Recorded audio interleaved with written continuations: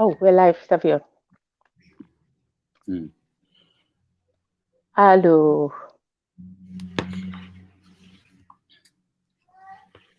Assalamu alaikum. Bilal. Thank ñu you. ngi leen a Right. nuyu Mu yéen ngoog. ñëpp.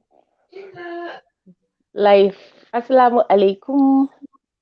Assalamualaikum. ñu ngi leen a nuyu. Waaleykum di salaam. leen ziar. di leen welcome. di leen dalal. di leen wax ne ngeen share video bi. Bilal, you guys, I don't know whether you can see because when you're live, usually we can't see what is on. Let me share the video on all the platforms so we can commencer waxtaan bi. Dëgg la. Inshallah rabbi. maa ngi leen a nuyu di leen ziare gaay yi yëpp di leen dalal Thank di you. leen wax ne leen juma mubarak Juma Mubarak. di leen wax ne nag tey ñëwaat nañ dellusiwaat comme niñ ko dee defee rek ajuma ñu waxtaanee doxalini réew mi tey loolu lañ ñëwee fii pour waxtaane yéen di leen wax ne ngeen jàppa ci liggéey bi rek comme niñ ko dee waxee bii waxtaani doy ak naka la doy faskee ne doxaleen réew mi suñ leen dënkee réew mi moom lañ ñëw di fi waxtaanee soo ngeen jàppa ci liggéey bi ñun ñëpp ñu bokk ko ñu ngi leen a ziar di leen wax ne leen asalaamu aleykum tey nag ma ñëw am fi waat kontaan trop pour ñëwal dalalaat suma broda Bilal ak broda Ebou Jammeh pour ñu ñëwaat amaat waxtaan bu am solo comme niñ ko dee defee rek ajuma boo xamante ne yàlla may nañu kàttan ne ñëw fii di waxtaane doxalini réew mi te nag sax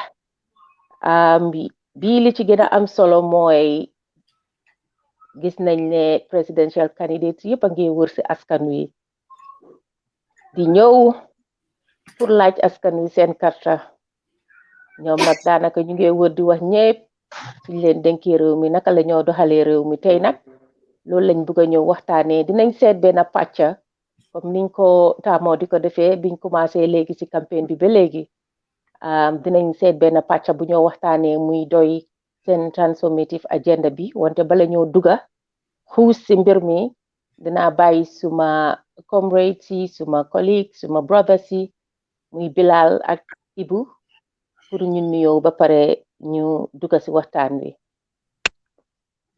Waaw jërëjëf Aïda maa ngi nuyu Bilal maa ngi lay nuyu yow tamit bu baax a baax nuyu Gambian si yëpp ak képp ku ñoo seetaan ak foo munti nekk maa ngi leen a nuyu di leen wax asalaamaaleykum. Jërëjëf. salaam Waaleykum salaam. Jërëjëf brother Ebou. yaa Aïda jërëjëf tam yow ci liggéey bi jàpp rek te bañ a bàyyi. ñun ñëpp ci loolu lañ war a tànk yu lañ war a toppa di leen ne rek man la waat brother Bilal ànd ak Ebou yaa Aïda moom ñi foog naa ñëpp xam nañ ko di leen ne waat rek di leen ñaan ngeen péché na ñun ndax waxtaani doy lañ fi bugg a waxtaane ak sarta yiñ teg pour suñ jotee dëkk bi suñ leen ko joxee naka lañ fas yéene doxal dëkk bi te waxtaan yooyu nag mooy li gën a important ci ñun ñëpp du liñ doon o wala waaye xalaat yiñ am ndax loolu rek moo yóbbu dëkk kanam loolu nag moo ñu sonal ñun mi fi nekk ndax ñun fi nekk nii xam ne luy njëriñi doxale ni dëkk su jaaree yoon loolu moo tax ñi ngi cee soona ndax ñun itam suñ ëllëg ak xale yi seen ëllëg moom lañ ciy gis rek soo kon nag maa ngi leen a nuyu di leen waxaat ne da ngeen péché na ñun àndaa ñun ci biir xel nañ déglu wante bu baax ndax if it makes sense rek mooy what matters so maa ngi leen a jaajëfal yéen yéen waa kon ñu ngi leen a dalal ci jàmm waaye it comme rek ndéem dañoo bugga message bi mu gën a àgga fi mu war a àgga Bilal xaw ma da am nga benn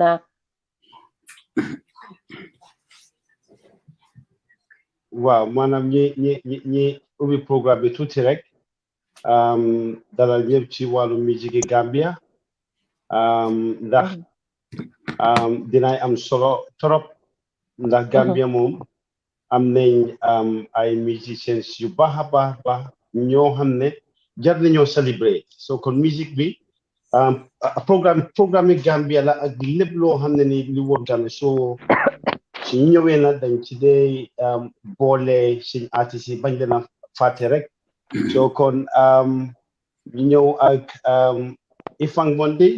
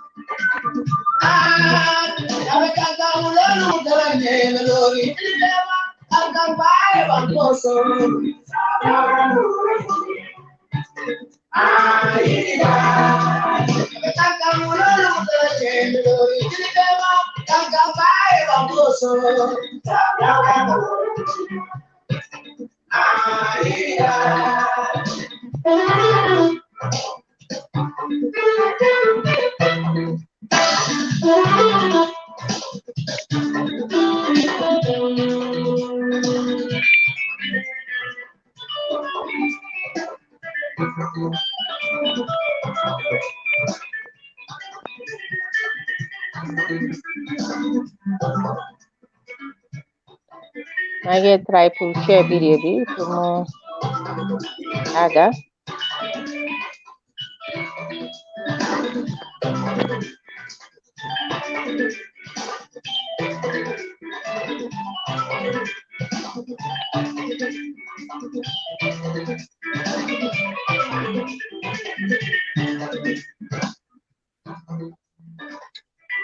waaw asalaamaaleykum mbokk yi ñu jële si waat rek ci programme bi loolu was Ifang Monday Yiriba baax na léegi rek ñi gestu suñu artistes yi foog naa loolu am na solo trop ndax loolu is part of culture soo xoolee one of the best thing the Gambian artists produce was unique. Since cultural music was something else. It is only that we nurture it, and that industry would go as far as it can be. So culture is very important. Yeah, Aida.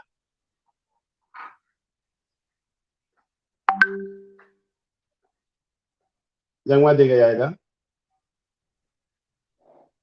Ebou yang fa? Yang wa dega? Wow, yes. dega. Okay. yeah, either the freeze that. So I don't know the connection am bi. But in any case, comme ni nga ko waxee rek, culture dafa important and ñun suñ jubluwaay lu ñëw fii mooy dañoo ñëw fii pour jaay suñ programme mooy suñ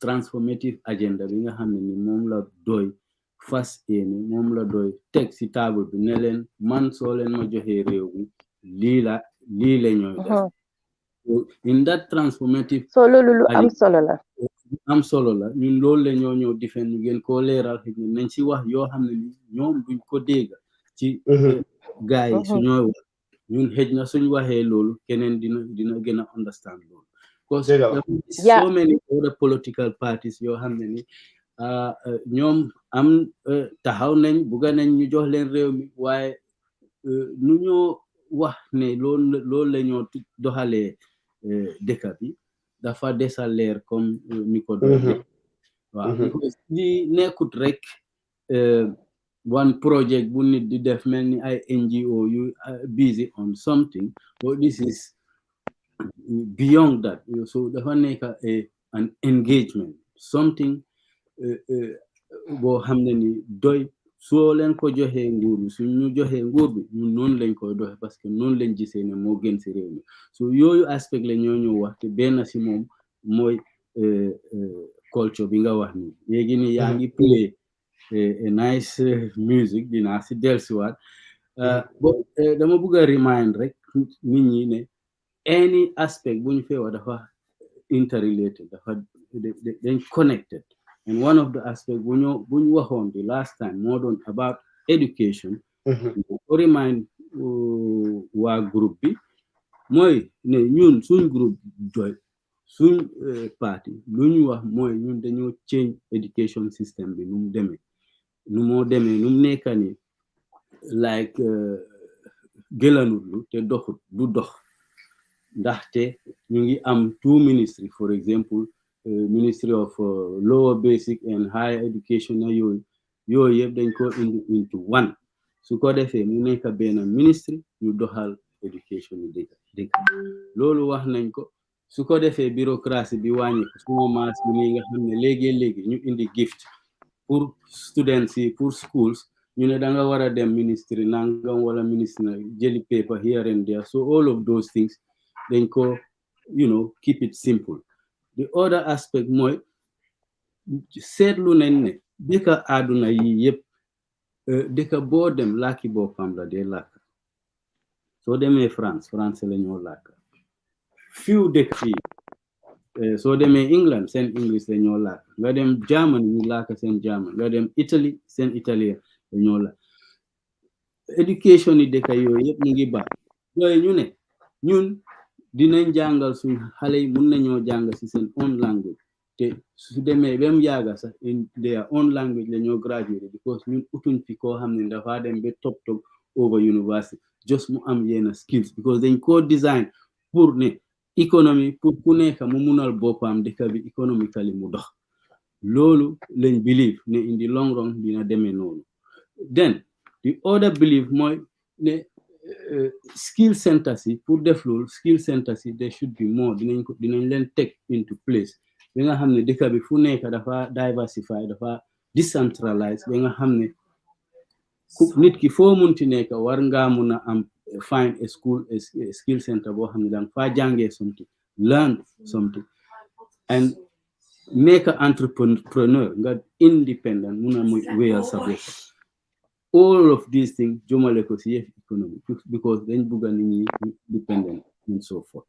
There are other things si curriculum bi dinañ ko change because dinañ indi si biir foofu the education on rediscovering Gambian dafa war a rediscover boppam comme ni nga play ni music am na ñoo xam ne xëy na déggu music xamuñ ko sax maybe not what suñ history dañ ko war a xam su ko defee ñu jàngal ñu history ñu jàngal ñu yoo xam ne ñun dañ cee sovereign and dafa national but at the same time dafa pan-african dañoo bëgg suñ bopp xam suñ bopp doxal suñ réew comme ñun nuñ gisee moo gën si ñun but at the same time we will be open to Africa and the rest of the world. So those are things, well, those are things yoo xam ne moom lañ waxoon di last time.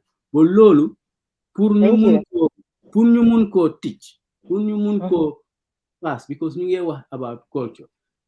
In fact mu jaar through education, because culture dafa am ay yoon yi nga ko mun a pass. Si kanam tuuti xëj na dinañ define lan mooy culture, and maybe from there we can go. But yaa da xaaral ma bàyyi la ma wax balaa ma jërëjëf li nga wax dafa am solo.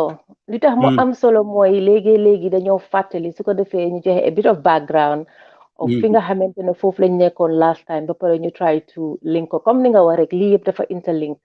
So moo tax rek it was very important for you to give that background. But we will talk dinaa play audio bi nga xamante ne Halifa mooy pàcc bi nga xamante ne mooy culture.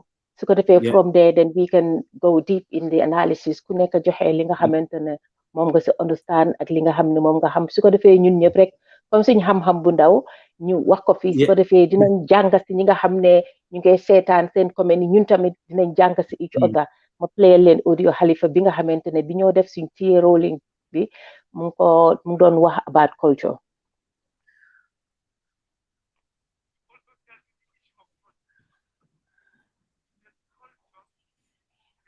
dafa leerut de.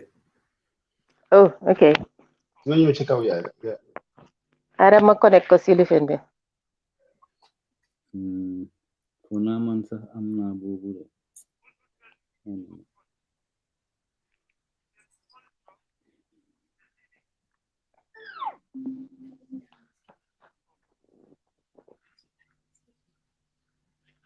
ngeen ñoo jégal, xam nga yëfi technology moom mooy loolu rek léegi muy play up, so it is what it is.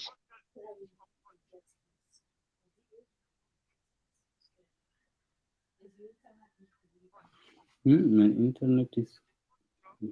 Your internet is playing? Near the stay TV. Sorry. But you have tradition, which is a skeleton of a past culture that still survives in a given evolving culture.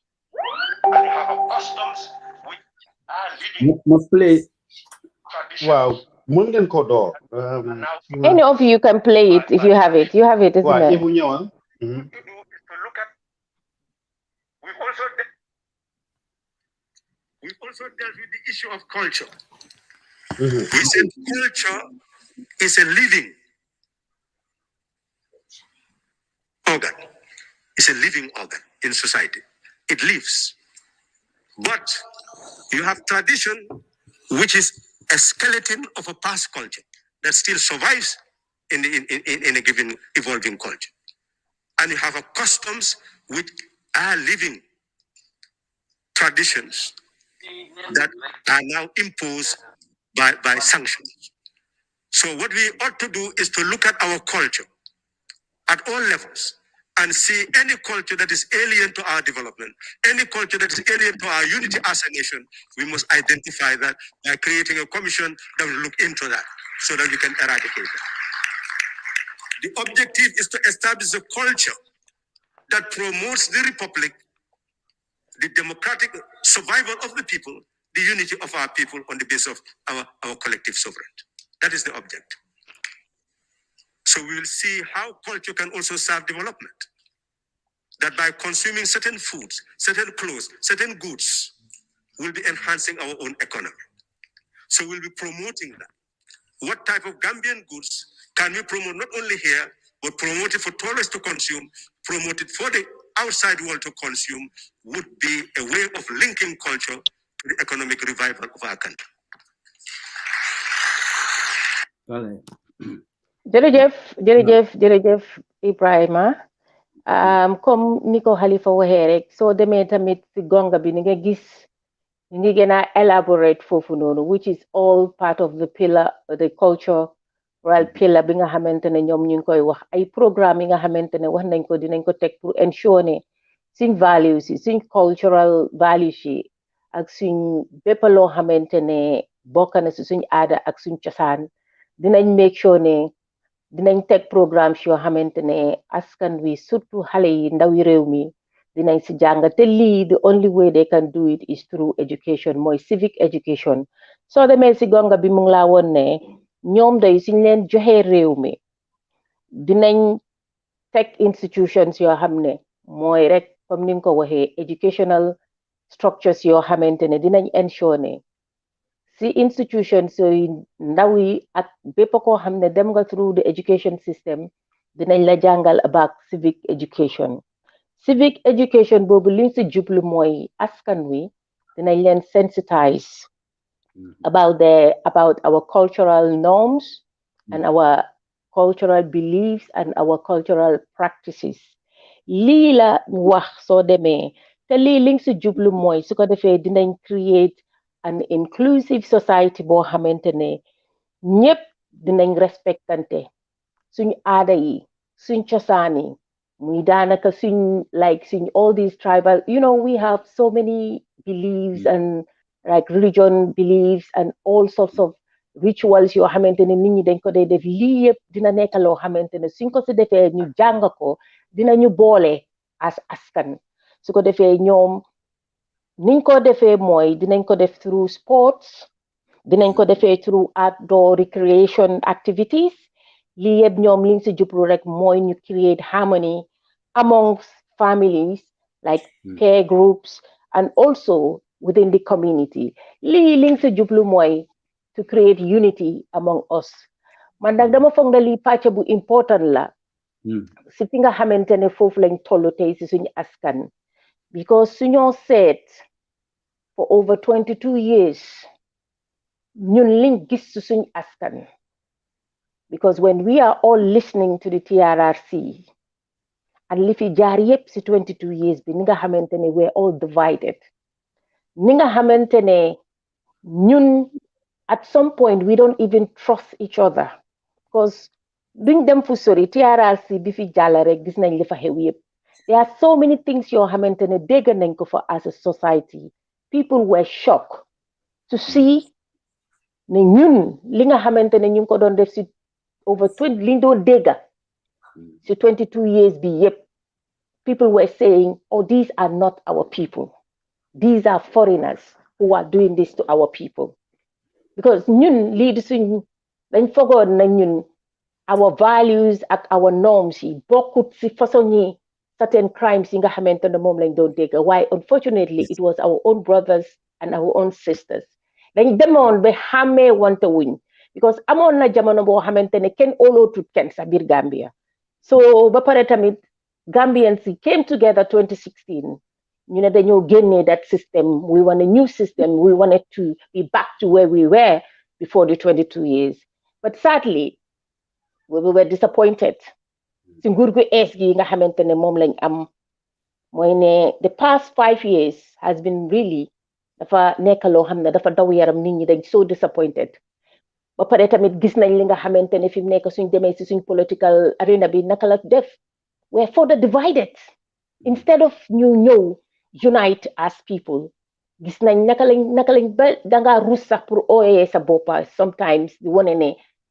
politique bi jaru ko fi so ma foog na ñun fiñ tollu nii dafa mel ni ñun dañoo demaat pour ngénte waat suñ boppa rek si misaal mooy ne we need a leader koo xam ne dina unite the people we need a leader or a political party boo xamante ne am na ay programme yoo xam ne yu demee nii pour war koo mun a teg su ko defee nit ñi ñu jàngalaat ñu suñ boppa ñu jàngalaat ñu naka la suñ askan meloon ñu jàngalaat ñu suñ normes si suñ values yi te nag man dama foog na the only political party and the only leader who can do that in this current political arena mooy Halifa Ababacar Sallah man loolu laa gis because nekk na njiit boo xamante ne si lu muy dox du ko wax kàddoom ak jëfam méngoo na si njiit boo xamante ne moom rek donga si ñi ma gis ñëpp nag ñu taxaw moom kenn donga laa gis koo xam ne moom moo mun a ñëw pour unite suñ dëkk bi because ñun dañ ne woon reconciliation la ñuy ootee moo tax nag bi ma déggee mu teg this particular pàcca si tiye bi mu nekk lu am solo torop moo taxoon ma ne ñu isi ko si fiñ toll nii ñu waxtaanee ko bu ko defee ñu gën a elaborate lan la lii miin si dëkk bu mel ni Gambia ñoo xamante ne seen askan tooco nañ leen seen askan dunda nañ lu nekk ba nga xamante ne some of these people sax ñi nga xamante ne ñu ngi taxaw di laajte réew mi ñoom si seen boppa dundañ nañ lu demee nii defoon naa ne si ñëwoon ñoom ñoo doon war a def loolu waaye some of them even seen rhetoric si nga xamante ne sa moom lañ am di ko wax ñi koy dégg every day di encourage certain rhetorics defe naa ne ñoom si seen boppa sax they have some kind of responsibility sax li nga xamante ne mooy dox si jamono di tollu nii moo tax nag ma ne Gambia dinañ gën a xuus si waxtaan bi pour waxtaan pour won leen li tax jox leen exemples li tax ñu war a sànnil Halifa Ababacar Sallah because suñ askan suñ dëkka suñ réew fu mu toll nii we're at a crossroad te kenn rek moo ñu mun a génnee si pax mii nga xam ne moom lañ jublu mooy Halifa Ababacar Sallah maa ngi leen a jox kaddu gi ngeen wax yéen li ngeen xam ne jàng ngeen ko si this programme bi nga xamante ne moom lañ war a teg ak pàcc bi muy culture thank you.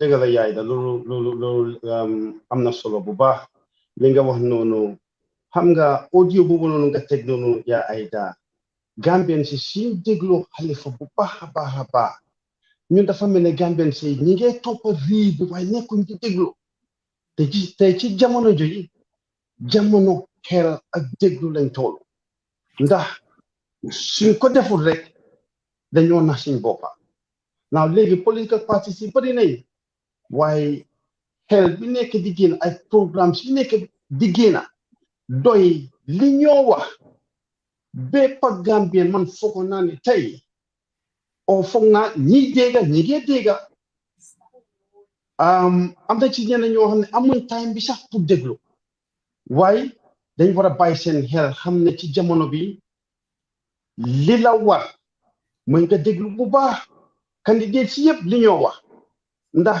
li gën pour yow rek nga cee tànn léegi culture dafa nekk loo xam ne it is very very important in any society because soo amul ci yow sa culture ak gëmuloo sa culture di nga toppa any culture and nag waaw you will fall for any waaw waaye nag pour nga jàppa yow li nga moom ak gëm yow sa culture da nga am pour xam ko am na ci nag lu bari ci wàllum jàng ak ci tollu ne ci àdduna bi foog naa war nañoo xoolaat ba suñ ndaw yi ñi jàngal leen ñi xam ñun suñ culture ak suñ values yi ndax loolu dafa bokk ci lu ñoo yokka ci kanam am na ci ay dëkk yoo xam ne tey ñi ngi rise soo xoolee seen culture dañ ko téye nim gën a dëgëre like China mun ngaa daylu anything waaye the Chinese have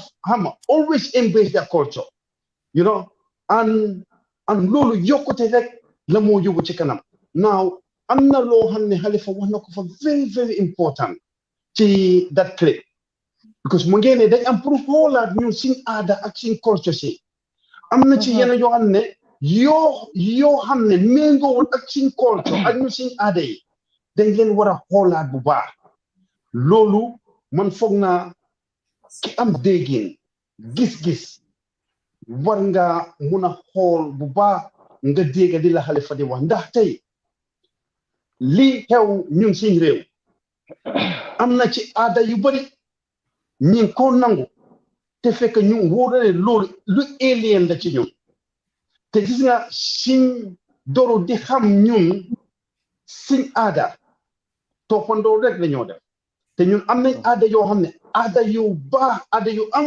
value te ñun Gambia dafa nekk nation boo xam ne dafa based on tourism how much lan lañ depend on tourism waaye liñ yaakaar ci tourism on that country the economy really it sees a lot on the tourism and ñun suñ culture li moo mun a indi rek into that tourist sector it is huge it is only ñun ñi value ko because am na ñoo xam ne ñi ngi ñëw ci ñun suñ dëkk because of the values and the cultures ñun ñi am léegi loolu suñ ko gënu ta jàppa dañoo réer rek culture na dafa bokk ci doxalini nit solini nit waxini nit ak even ci suñ takka yi suñ cosaan yi yii warutade yii dañ ko war a jàngala suñ bopp ndax loolu mooy ñun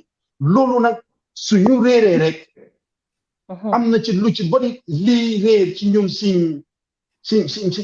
suñ bindu tey dafa tax nag li ñoo toppa ci ay réew ci biti mu ñoo bëgg a réeral sax ba tax am na ci ay culture yii génna nañ ne sax indi western world tey méngoowul sax ñun ak ñun suñ bindu suñ jëma waaye ñun cee toppa yoo xam ne daf ñoo réeral rek tey xuloo bi sax métti na ci ay liñ war a mun a nangu liñ waruta mun a nangu ci ay yeneen cultures yi ñëw ci biir àdduna bi yoo xam ne tey mu ñoo gëtal loolu nag ñaaka jàngal suñ boppa ñun suñ culture yiñ gom ndax nit ki soo xamee sa boppa rek doo réer mukk te doo jël alale jàmbur wala aada jàmbur dafa fekk rek yow li nga moom xamuloo ko wala réer na la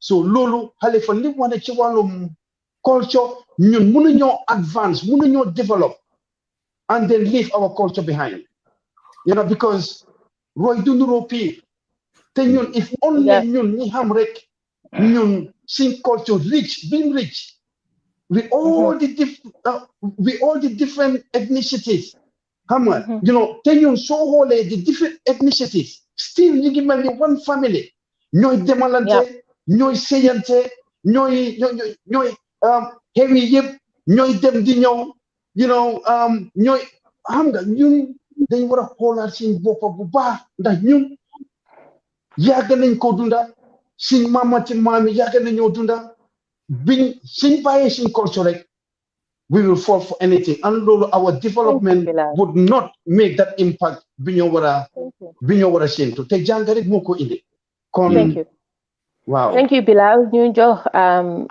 kii nii Ibrahima Ebou moom mu ànd si kàddoom ba pare ñu ñëwaat waaw moo kay Bilal wax na almost yëpp sax waaye xam nga dafa important tam ñu xam lan mooy culture suñ ko define lan la su ko defee mu simple la ñu xam ne lii mooy culture lii la ñoo ooyee culture ci suma xam-xam bu ndaw rek xam naa ne mooy anything loo xam ne nit ki xam na ko wala mun na ko di ko def ci kaw tradition wala ay yoo xam ne yaaga nañ di ko def te mu far si moom ba nga xam ne loolu dina ko differentiate ak keneen so daanaka nit ki boo nitee rek buñ la ne kii dafa nite ba pare nga am xam-xam ci yenn yi dafa tax ñu ne la kii de am na suñ culture maanaam ñun Gambians ni ñoo behave suñ behavior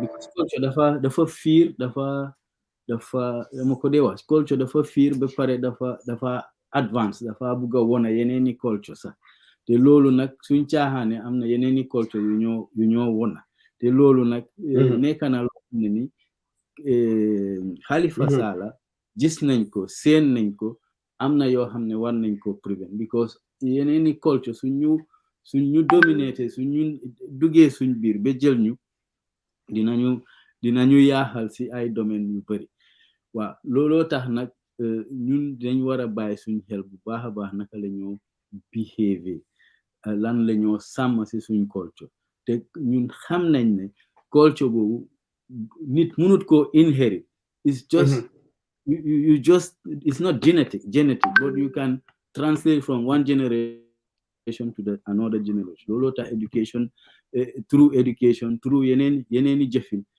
dafa important culture nag to be honest dafa ànda economy so boobu dinaa si dellusi ba dinaa la bàyyi nga wax waaye dinaa si dellusi naka la ànd economy bi ak yan culture lañ am because su demee dañ wàññi ko in general loo xam ne ni ñun lu ñoo differentiate with the Senegalese wala lu ñoo differentiate ñun Gambian with the Arab lu ñoo differentiate ñun di Gambian with the Chinese the Japanese the European yooyu yëpp ñu ngi foofu but am na yeneen yoo xam ne yu gën a am solo yoo xam ne suñ ko wàññee dinañ dem ba a school culture, an organization culture, a farm culture, department culture, am nañ sax culture comme right now yu ñoo def so yooyu yëpp dina nekk yoo xam ne ni mun nañ cee élaborer ci bëri ba ci kanam tuuti rek. yooyu yëpp dina am solo trop pour ñu wax ko rek si gàttal ñu tànn si pàcc yi nga xamante ne daanaka because man suma seetlu rek because I wanna try to just narrow it to because time biñ am la so man su ma ko naree narrow down because the other part of it the program also I want to talk about actually something else which is gonna be some of the way our candidates or some of these people are behaving on the trail to compare and contrast li nga xamante ne mu ngay dem si campaign trail bi because lu am solo la pour nit ñi rek ñu gën a nit ñi pour ñu gën a xàmmee ñi nga xam ne ñoo ñëw am ité si ñoom am interest si ñoom so moo tax rek ma bëggoon ñu try as much as possible ñu jéema xam naa ne man maa fi gën a mun a continuer di wax duma joxe parole waaye ñu seet naka lañ koo gàttale because man su ma déggee Halifa muy wax ne dinañ ensure ne institutions comme ni nga ko waxee yow nga ko ne organizational culture also everything but man su ma koo gàttalee rek mooy through education laa ko gàttalee through education mooy ne civic education bi ñoo def because yéen ñëpp wax ngeen ko we have different cultural backgrounds even within Gambia am na fa because we have different tribes everybody dafa am si loo xamante ne mooy ni ngeen a dëkkee ni ngeen a toogee léegi nag man li ma wax mooy Halifa wax na ko ne dinañ ko jàngalee through sport recreation mooy ne fii soo gisee sa example in UK people dañ dee am activities yoo xam ne football ñëpp la dee isi together isn't it Absolutely. Sports bring everybody together because when we're talking about England playing football today, everybody, when you go down the road, everybody's like the Asian people, Chinese people, we're all black people, all we're supporting England, isn't it? This is a way of bringing people together. Togetherness lemo isi. So Halifa wax nañ ne same cultural program bi nga xamantene ñoom war nañ ko tek they will use sports to try to bring people together. Kon su boba dañoo ne Gambia tey ñoo am gis ngeen Gina Bass bi mu demee si Olympics bi we were all behind Gina. These are some of the things yoo xamante ne wax nañ ne dinañ ko def through this so that we can bring us all together one time ñun ñëpp ñu nekk together through art wax na ko yow wax nga ko ne music can bring us together. We've also seen these are numerous examples yoo xam ne dinañ ko fi joxe when we look at what is happening recently in this new Gambia we see some of those artists ñoom naka lañ tuddaw dimbale leen ma rey leen ma foofu noonu ba ma de boy si nga xamante ne ñu ngi ñoom ñoom ñii ñëpp suñoo play we've seen how all of us put politics aside and we come together and we're behind them through this also mooy art bi whatever art whether theatre nga nekk or whatever it is you're doing we know that art bi dafa yaatu art bi yaatu na through this they will try to use culture through there to jàngal askan wi to try to unite them ñoom foog naa ne culture bi ling si isi mooy ne ñu jànga lan mooy suñ values yi ak suñ norms yi as people and also ñu bring ñu together to unite ñu this to me mooy ñetti pàcc yi rek moon si tënka noonu laa gisee ne culture bi ñoom foofu rek laa koo tënka ba pare tamit ñu ngee wax ne you know comme ni nga ko waxee rek mu ne comme recreation activities yi rek joxe nañ exemple loolu yëpp li moo isi moo ñoom li ñu si jublu mooy ñu unite the country because Gambia we need to unite we need to be as one people there are times yoo xamante ne election yi sax waru ñoo divide because Halifa Sallah xam na loolu toog na for over 3 decades mu ngi nekk Gambia gis na liy xew xam na naka la Gambia bi fi mu nekk dafa fragmented so really moom because mu nekk njiit bi mu nekk xam ta ne Gambia li need fi mu nekk not these kind of rhetorics because when you follow Halifa Sallah during the campaign bi moo def nii yëpp moom mu ngi focus on his agenda he's focusing on his programs fu mu dem askan wi suñ ko waxee ne ko lii mooy suñ bébét lim leen a wax mooy déglu leen ba pare wax leen ne leen soo leen ma sànni lee sangam nii laa nar a doxalee réew mi comme tey suñ programme mi doxalee ni réew mi Halifa su loolu la focus unlike other people that we've seen they are focusing on their personal agenda seen personal interest they have a personal beef Halifa Sallah doxalini réew mi moom la bugga ba pare try to unite the people aka moo ko mënoon nag because gis nga 5 years yi nga xamante ne nii passé na fi ak li fi xew yëpp ñoom ñi nga xam ne ñu ngi busy di settle scores li nga xam ne liñ toog dem si meeting yi di ko wax ñu ngi génn di ko wax si askan wi te nekk ay jiit li nga xam ne waxoon nañ ko si gannaaw cabinet yi ñu ngi génn di ko wax te Halifa Sallah Lamtooro Gede moom lañ doon def sa coalition ba sa agreement ba ak naka la fa taajoo yëpp xam na ko waaye dafa xam ne lim xam ba fa Jammeh nekkee bañ a génn bu ko waxee réew mi tas lam xam ba nga xamante ne dugg nañ sa plane ya di daw di dem muuru di dem Sénégal su ko waxee réew mi tas ba nga xamante ne dem na di wax nit ñi na moo négocier tal ak nit ñi lañ def xam na ko su ko defee réew mi tas waaye façon ngi njiit bi mu nekk la mooy njiit diir maa ñi fi taxaw ñii ñëpp di ut karta moom moo leen gën a nekk njiit moo leen gën a qualify moo leen gën a am qualité si njiit moo tax moom mu ne tekkaaral focus si li nga xamante ne mooy agenda bi mu gis ne askan wi dañ need for us to be ñu ñëwaat together moo tax mu ne dina lal programme bu demee nii muy ne we need to come back to revisit our cultural norms, our cultural values. moo tax nag man pàcc boobu lan laa si tànn dégg naa ko muy wax ne national youth services man boobu lay focus in terms of what I have picked to see among this culture, among this civic education and other programs that he planned to implement if he is elected mooy ne the national youth service bi nga xamante ne Halifa wax na ko how many dégg ngeen ko but he talked about that because if we go to most countries in Africa they have national youth service mu am yeneen dëkk yoo xamante ne when kids turn 16 or ñu jeexal seen secondary school dañ dee am ñu dem leen ñu enroll leen si army bi su ko defee ñoom ñu serve their country because loolu yëpp dafa am solo loolu lu am solo la si réew te ñun suñ askan amuñ loolu it's not compulsory in Gambia for people to join the army. People go and join the army by themselves if they wish to. We don't also have national youth services because national youth service boobu li nga xamante ne moom la involve mooy dafa involve a nation building and also development of the country di nga fa jàngal loolu noonu yëpp soo fa demee te am na ay yoo xamante ne dinañ la ko jàngal man dëkk yi nga xamante ne xam naa ne am nañ ko and also this is the intention for PDOIS mooy ne Gambia, some of us were born in Banjul. I was born in Banjul until I left that country. As a teenager, I have not traveled past Birkama. This is the reality. I have not gone to Obi. I don't even understand Umanisen culture, how they live. Mota hebate gi bari. Nga hebate bi dafa bari suñu askan.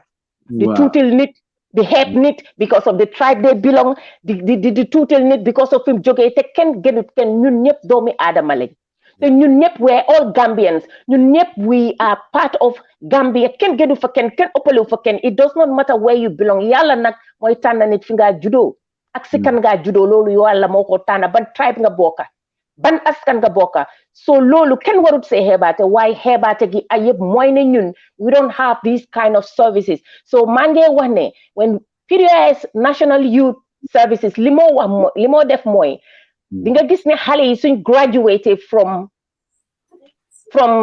university or whatever di nga am a national youth service boo xamante ne 1 year national youth service boo xamante ne di nga ko dem muy loo xam ne dafa war a mun a nekk compulsory because most of these countries that have it is compulsory di nga ko jox sa askan di nga ko jox it will be part of dina help sa economy bi because yow moomu soo demee tamit suñ la yóbboo nga juddoo Banjul yaroo Banjul musuloo génn nga dem ay ñoomin Bansang they will take you Bansang nga toog fa pour nga def sa national youth nga serve ko fa foofu soo demee foofu you will see how people live di nga jànga seen culture di nga jànga seen values suñ fa am di nga jànga ñooñu seen tribe ak naka lañ dëkkee understand these people and yow su boobaa soo delsi waatee sa place di nga mun a respect di nga mun a xam ne man perception bi ma amoon about these people it is not what it is it ñooñu tamit dinañ la jànga because ku dëkkaane di nga jànga si moom mu jànga si yow su ko defee lii mooy war a isi unity in our country because so demee si yeneen dëkk yi for example Nigeria today after civil war bi loolu dañ ko fa introduce on and why it was to reconcile the people it was to also bring unity and I think this is one of the best programs for our youth today because when we're looking at what is happening on social media and suñ political arena bi dafa so polluted ba nga xamante ne only Halifa Sallah and PDOIS programs yii ñu tëral moo war a ñëwaat isi askan wi pour ñu nekk benn so man ma gàttal foofu comme ni ma ko waxee rek yéen ngeen wax yéen tamit li nga xamante ne understand nga then man I can come back and give more examples of why this particular youth service is very important in our society today, especially now. Okay. Well, at the same time, tamit Halifa wax na ne dañoo eradicate poverty in this country. So therefore, eradicating poverty in this country more economy bi su doxee, and economy sets the conditions for culture to take place. Su fekkee ne culture economy change na culture bi tamit dafa change.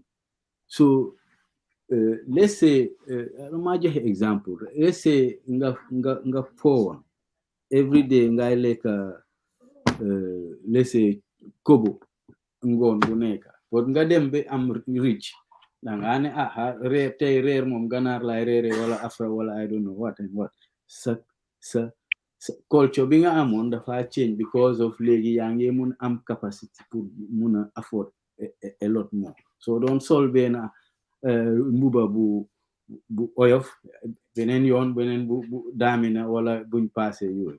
And those are the things yoo xam ne ni su fekkee ne ñun Gambia economically ñu ngi dëgër da nga gis ne suñ culture bi mun naa change into a better way, maybe a healthier way even, you know. So culture has an influence on the development of our economy because without the way we are consuming things, or nu spending things, development du mun a am. So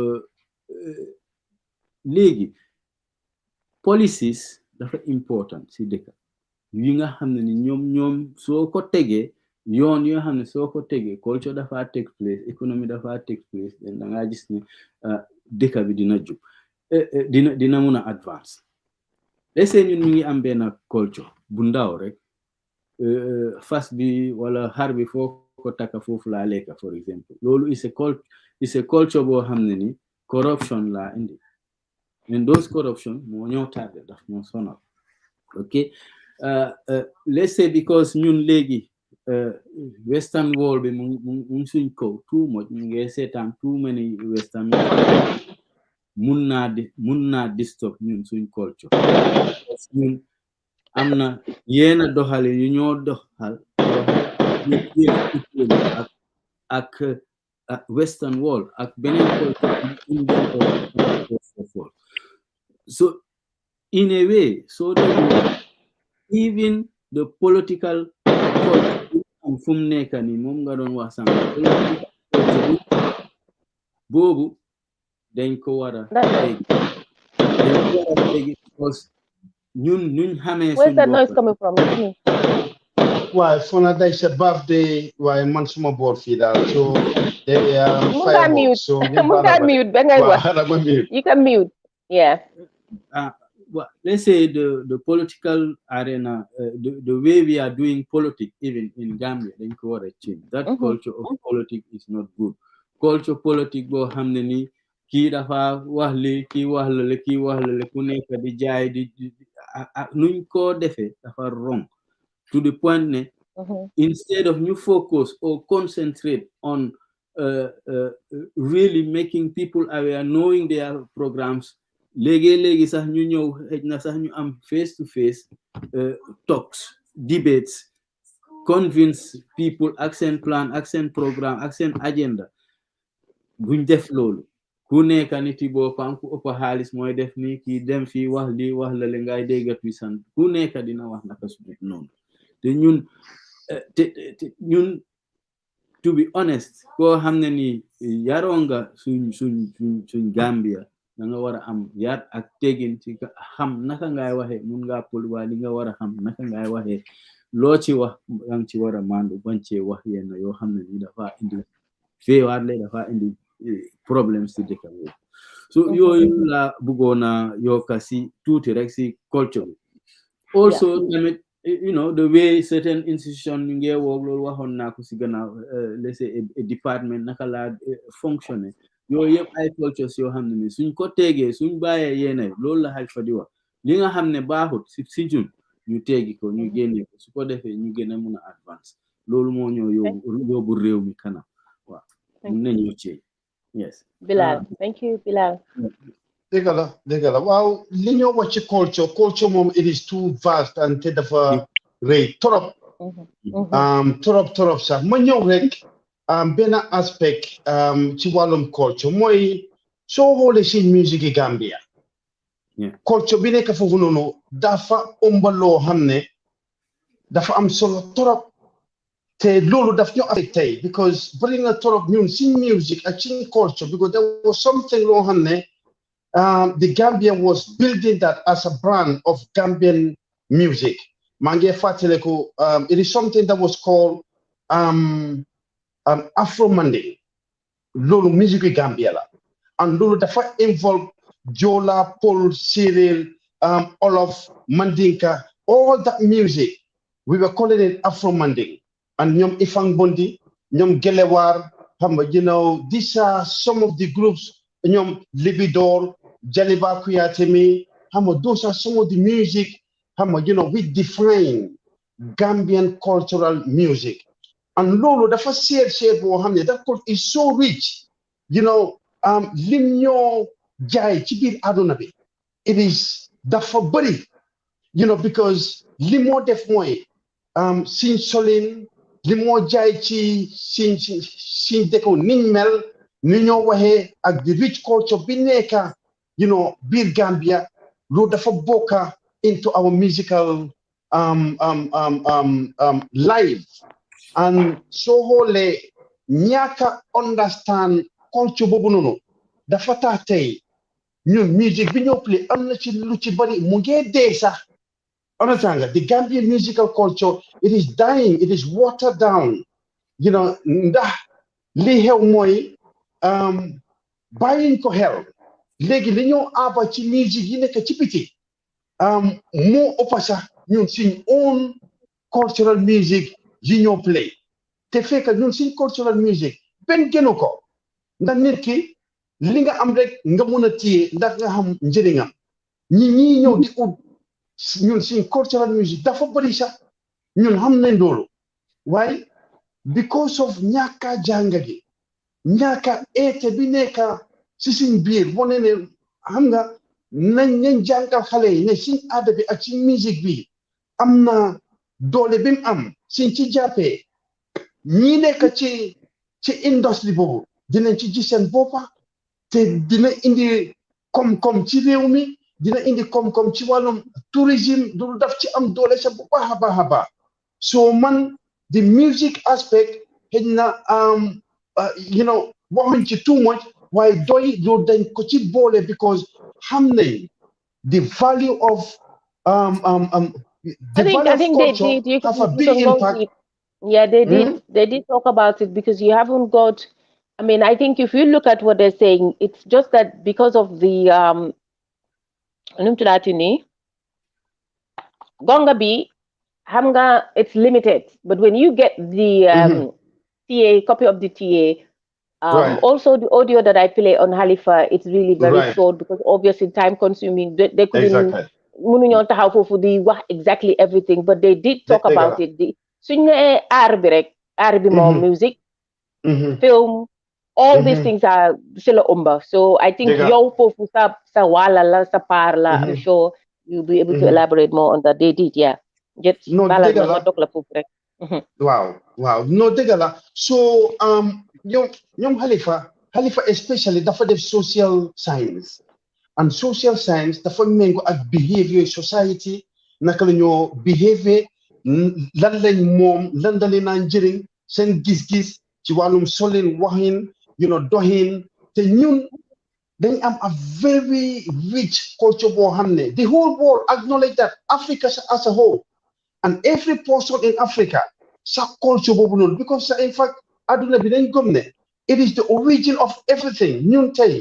The African American, big America, and how big that industry is. They will tell, even the reggae music, they will tell you the foundation is African music, you know? So they When they're not coming to Gambia, that thing, Bilal, they do come to Gambia to hold that July something, the festival they do. They come to Africa, to Gambia, isn't it? Roots coming home festival. Yeah, they do. Some of these things, Bilal, Bugumala doctor, but some of these things is what Halifa is talking about, PDIS. Absolutely. Because we will explore all these things. This could be something, Lohanne, it could generate income in Gambia. Because if we have the proper institutions put in place, like Halifa Saleh is trying to say, PDIS, we can actually generate a lot of income. Swing economy dina ko boost, because if we see what is happening, example mo one len example used to do that, they them Bercy every year, we host this whatever every year, we see how much money it was generating for him. Benga xamantene biñ ko joxe ministerial post during Macky Sall dafa am pour bayiko, because he knew he was losing a lot of money, so he went back to music. So li mola wonne, if only we have leaders like Halifa Saleh who understand the importance of our culture, the importance of the art, the importance of how our community and naka la ñoo mëna explore some of our cultural values ak suñu culture with everything that ñu incorporate ko ci some of these things, we not only going to be neka deka bo xamne dañoo mëna respectante mëna keep suñ values, it can also create income for us. Example li nga wax ni ñun Gambia tay, we don't even have artists. Ñun bi ñoo growing up, remember we used to have this national theater thing. We can have that. We can have a national theater where we can have new display our culture. Ñu nekk am ñi nga xam ne dañ def concert, ñi nga xam ne dañ nekk ci art bi. I remember Radio Gambia, we used to have these people who do these kind of programs. All these things xamatuma ko deena. We also have musicians, exactly. We have musicians, yo xamantene by now we should have somewhere for xamne dañ ko oye a national museum or national something bo xamantene ñun suñ cosaan. Because if you go today in fiño oye moy fiñ denca Kunta Kinte moy St. James's whatever, you don't see anything buffere, you don't see anything lo xamantene dinañ ko mëna display ñun fan la Kunta Kinte jógee. So ñëwee fii in UK, in Liverpool or somewhere, you will see more stuff there about ñun loo xamantene suñ aada suñ cosaan la ñun fii nga ko mën a njëkka gën a gisee ñun ñoom Halifa Saleh yow am nañ théâtre groupe boo xamantene doy dañ ko daan perform, remember ñoom they do this. So ñoom understand nañ the importance of ñun suñ culture. Ñoom rek ñooy political party boo xamantene understand nañ loolu, te suñ leen joxee defe naa ne ñoom dinañ dekki waatal yooyu noonu yëpp, because Gambia is not just about going to university, going to be a doctor, going to be a whatever. Dañ war a am yii yëpp ñu encourage ko. We can have movie stars. You know what, when I'm watching some American Hollywood today, we have so many African people ñoo xamante ne ñu ngi jógee Africa, talented young African people now, they break through America movie industry bi. So ñun Gambia tamit, if we only have these things, mooy ne ñu nurture suñ culture, nurture suñ art bi, nurture suñ sports, nurture everything that PDIS is talking about, we will now be talking about having footballers, we will have movie stars. All these things will be something loo xamante ne ñooñu dina ñëwaat gisa ñoom naka la tuddaati Sadio Mané, all these things, because Sénégal ñoom seen art bi dafa important ba nga xamante ne seen culture dafa important lu nekk moo tax you see somebody like you should do represent them everywhere. These are all some of the things yoo xamante ne PDIS is talking about. Wante nag ñun suñ politicians yi ma del si waat rek, we look at some of these people who are going around. Do we even have any idea or even sit and think about what our people need?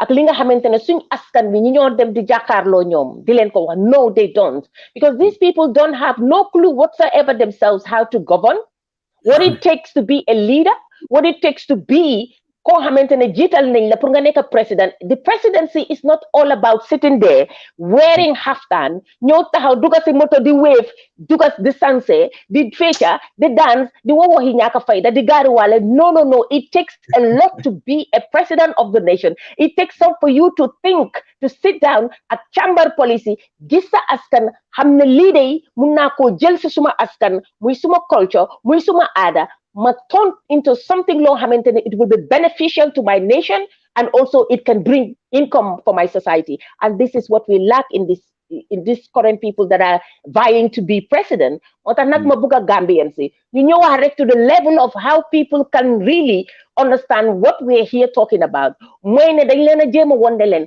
Halifa Ababakar Sallah mom rek mooy toog ak doy ñu càmbar loo xamante ne gis nañ ko naka nañ ko si nit ñi demuñ ñu yébaane ñoom demuñ ñu yébaane si beneen culture ñu ñëw nañu kaay leen nii la Amérique di doxalee aca leen ñu doxalee ko nii la UK di doxalee ñu doxalee ko ñoom dañ ne ñun suñ culture ak suñ aada ak suñ cosaan am na si lu baree bari suñ ko jëlee ñu utilize ko ñun dinañ si jëriñoo suñ askan dinañ si jëriñoo te dinañu benefit as people moo tax nag ñu ñëwee policies yi yëpp te doo leen ko dégg benn political party doo leen ko dégg ñoom ñu nga toog naan yaa ma waxoon ne di nga wàcca 3 years wàcculoo yow kii lële nga ma fi waxoon bañ toogee lële nga ma waxoon ñoom loolu moom they have to settle score moo tax nag Gambia please ñu ngi leen a ñaan ngeen déglu bu baax a baax suñ téye bi mooy suñ programme si nga xamante ne ñoom Halifa ñu ngi ñëw di leen ko wax yéen mi nekk fii si diaspora bi yéen mii di seetaan yéen mi nga xam ne yéen a ngeen topp yëpp ngeen déglu li moo wax ngeen faram fàcce ko ni mu gën a yombee si seen askan muy seen yaay yi muy seen kilifa yi muy suñ tante yi muy suñ raka yi ñu wax leen ne leen ki nga xam ne rek moo am suñ solution pour Gambia pour loo xam ne moo ñoo jëriñ tey jëriñ ñu ëllëg jëriñaat suñ sëti mooy Halifa Ababakar Sallah dafa suma yaram dafa daw bi ma gisee jigéen ñi nga xamante ne ñu ngi nekk si yenn gox yi Halifa ñëw fa ñu ngi wane ne ñu ne ñu ngi nii amuñ ndox ñun amuñ ndox amuñ ndox they don't have water dañ dee dem every 2 hours pompe bi su tëjee ñu ne pompe tëj na amuñ ndox ñi amuñ lampa in this day and age in Gambia and we have our politicians who are going out there trying to tell people don't vote for doy because doy soo leen voté ku ci mel ni ñoom Amat Bah ñu ngi naan soo leen voté doy duñ win so votal leen Adama Barrow te yow laal nga fi loo xam ne dafa important trop si suñ culture muy suñ aada yow Bilal nga ne tourism Amat Bah is the Minister of Tourism in Gambia today. What has Amat Bah done for the tourist system, for the tourist industry? Pour ensure ne ñi nga xam ne dañoo ñëw holiday Gambia is a country boo xamante ne tourism dafa jël pàcc boo xamante ne si suñ économie bi lim cee contribute loolu dafa jéggi dayoo tey Amat Bah comme ñoom Halifa nuñ toogee di càmbar li nga xamante ne mooy suñ culture mooy suñ aada ñu bëgg koo ñëw pour dekkilaat ko su ko defee ñu mun a économie mu nekk loo xam ne dina développe suñ économie Amat Bah tey waroon naa taxaw fi mu taxaw noonu ne leen sangam touriste duga nañ si dëkk bi sangam moom lay def comme ni ko ñoom Halifa tegee nii ne dinaa ko def pour dekkilaatal suñ cosaan nit ñun xam nañ ne waa bitim réew dañ bugg a Gambia dañ bugg a suñ culture like African culture is so rich Amat Bah should have sit there, stand there in front of the people, trying to tell them moom si boppam lan la defal that industry fa nga xamante ne moom mooy the head of that ministry waaye defu ko because amuñ policy amuñ programme boo xam ne dina jaay askan wi li ñu xam rek mooy teesante mooy sànni wante kaddu ngeen jégal ma ngeen mën a continuer waaw yaay da ji nga yow li nga wax ne daw na yaram trop dafa daw yaram trop because soo ko xoolee ñun si nit ñi digga ñoo war a bàyyi seen xel man mënuma understand this campaign parti si di ñëw di defante waaw yéen a fi waxoon lii yéen yéen génn leen fii wala yéen saagante bi voilà ñun si nit ñi da loolu lañ bëgg a dégg na leen gaay wax ñoom naka la gaay war a yóbbu dëkk bi kanam. I don't think the people don't want to hear that, Bilal. They don't have no message to tell the people. No te gis nga nag man ñun si nit ñi kon tiga soo xoolee ak loolu yëpp Halifa Sallah li moo wax yow mënuloo dégg loolu mënuloo jàpp loolu kon na tiga ëllëg luy xew ci biir réew mi du woon politiciens yooyu de yow la because yow yaa make the choice bi fii li fi mën a xew fii nit ñi ñoo amee seen karta li fi gaay def rek mooy li gaay bugga pour mu am ci biir dëkk bi soo ëllëg li fi amati bu leen coow te bu leen kenn toog leen rek ngeen noppi ndax doy ñu ngi leen naa wax ñoom suñ amee dëkk bi ni gaay xelaat bi ñu am ak pexe yi ñu am fi dëkk bi war a dem te foog na Afrique mu ngi gis ne ñii li ñoo wax nii waaye yu am solo la te lii lañ bugga léegi ndax gëmu leen ko ndax da ngeen bugga lii wàcce ci kaw asamaan si ñëw fekk si leen ndax fii foog rek lii advance bi ñoo mun a am ak dem kanam bi ñoo mun a dem ci kanam xel plan ak implementation léegi moo ko yóbbu léegi nag yàlla baax na munu ko indi yàlla baax na fii te gis nga sa mbokka munu ko indi su fekkee ne amul gis-gis bi sa broda munu ko indi su fekkee amul gis-gis bi su fekkee ne yow sa dëkkandoor lii mënut a yóbbu réew kanam lii mun a yóbbu réew kanam rek mooy ki am gis-gisam ki am xelaatam mu mun a dem ci kanam ñu dañ ko bañ de fii yaa ayda ñu fi nekk ne biir Angleterre fii ndax nit ku ñuul nga ndax Asian nga ndax Brazilian nga fii soo xoolee one aspect soo xoolee seen NHS bi most of the doctors, most of the surgeons, say if you had, like surgery or they are not come ay tubaab waaye ji nga xam-xam biñ am because nit ki soo boolee ñëpp ci wàllum xam-xam yoo waaye nga jox leen seen gida dëkk bi dafa njëriñoo waaye yow su fekkee ne yow ki nga xam la rek wala yow sa mbokka loolu diñ mun a dem kanam bi am na ñoo xam ne bokkoon ci gox yooyu wala ci mbokka yooyu ñoo xam ne am nañ xam-xam pour yóbbu dëkk bi kanam te nit ki xelaat boobu ak bugal lu baax boobu foog naa ku nekk war na ko mun a embrace ndax man foog naa ku nekk jaamu la bugg ak dem ci kanam léegi nit ñi nag mun a ñoo di la wax ay yoon yoo xam ne yow sa daf laa óor ne lii mooy liggéey lii moo mun a yóbbu réew mi ci kanam xanaa ko léegi ana xel yi ana soona biñ doon wax ne ñun ñi ngee soona léegi xanaa ñun nekkuñ ci ndax xam nga maa ngi ñaan bépp Gambie ak suñ mbokk yi nekk fii it doesn't matter ndax UDP nga ndax NPP xoolal déglul ñi li ñuy wax ci digga nga wax sa ñi wane ma ne ak fole naa sànni bi yëpp ak fole bugga yëpp waaye ci digga sànni leen doy ndax doy ñoo nekk di wax loo xam ne am na solo ñoo nekk di wax loo xam ne réew mi dafa dem ci kanam ndax gis nga su ñaangee ba nga soxla ay garab wala yaa ngi feebar wallaay keroog doo dee xam ndax doo dee xalaat na sa mbokka fa nekka ndax sa waaye ndax sa broda li nga ut rek mooy li la wóor rek mooy naka ngaa fajoo te ni ngaa fajoo nag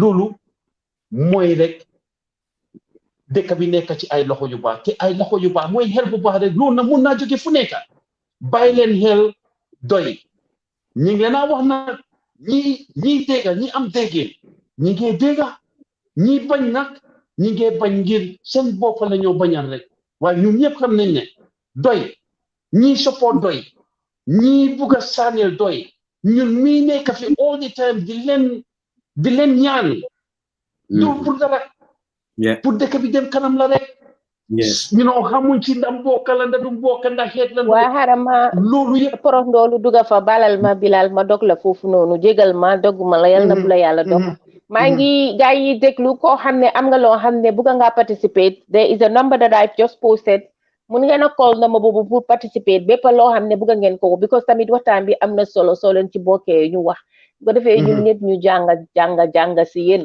because amaana ñu ngi toog di wax suñ toogee suñ xel mi léegi xel mi dafa fata léegi nga fàtte moo tax dafa am solo moo tax tamit programme yi ni ci nit ñi ñeneen ñi di ñëwee nii may am trop very fierté trop pour invite ñi nga xamante ne ñooy suma comrade ñuy ñëw because dañ si day jàppal lool su ñëwee di waxtaana man su ko defee ma mun a jël break ma mun a gaada suma thoughts ma mun a fàttaleku am sure ne ñoom tamit loolu dina leen a dal because yoo kenn soo toogee di wax rek wax bi du yomba so number baa ngi nii WhatsApp bi ku bugg a call pour participate please guys call and participate dina am solo torop dinañ waxtaanee ñu wax su ko defee ngeen wax lu tax ñu war a votal doy because wax bi loolu la li tax ñu war a votal doy mooy ne dañu war a bàyyi suñu xel ñu déglu ñu gis ñu seet because fi mu nekk nii kuy ñëw war nañoo war a tax wax ñu lan moo war a tax ñu sànni leen katta te liñ ñoo war a wax pour ñu sànni leen katta warut a nekk ay waxi naka sa xandang warut a nekk waxi daanu si saret war naa nekk wax boo xam ne dugg na si suñu xel ñu dégg ko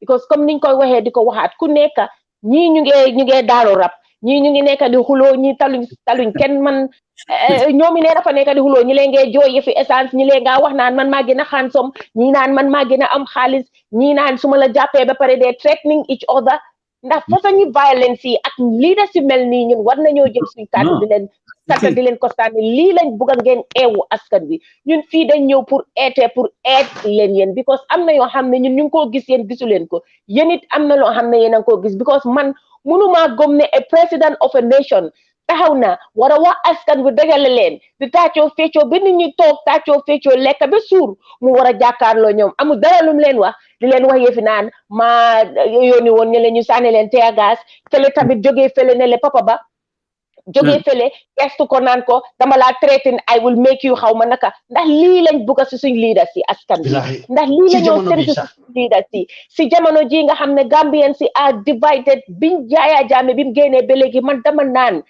people are more divided now than ever so we want to hear peace message from our leaders but we're not seeing this what we're seeing ba dafa ruslu ba nga xamante ne the Human Rights Commission ñu ngi release a statement during this time bi nga xamante ne election su amee si dëkk bu nekk nit ñi dañoo jaaxle because election violence dafa dee nekk domestic violence gis nañ ko mu ngi nekk on so instead of these leaders to come out and start preaching peace and also trying to sell their agenda they're not doing that what they're doing is busy bickering about because these people clearly do not care about you Gambia because if they care about you they will be thinking about yéen añu leen yéen amul leen lekk yéen seen doomi jànguñ yéen amul leen lampa yéen amul leen ndox and in this day and age our basic human rights we need light people must have light 24/7 lii mooy suñ basic needs si ba pare tamit suñ amee light war nañoo am ndox moo xamante ne dinañ si sangu because jigéen ñi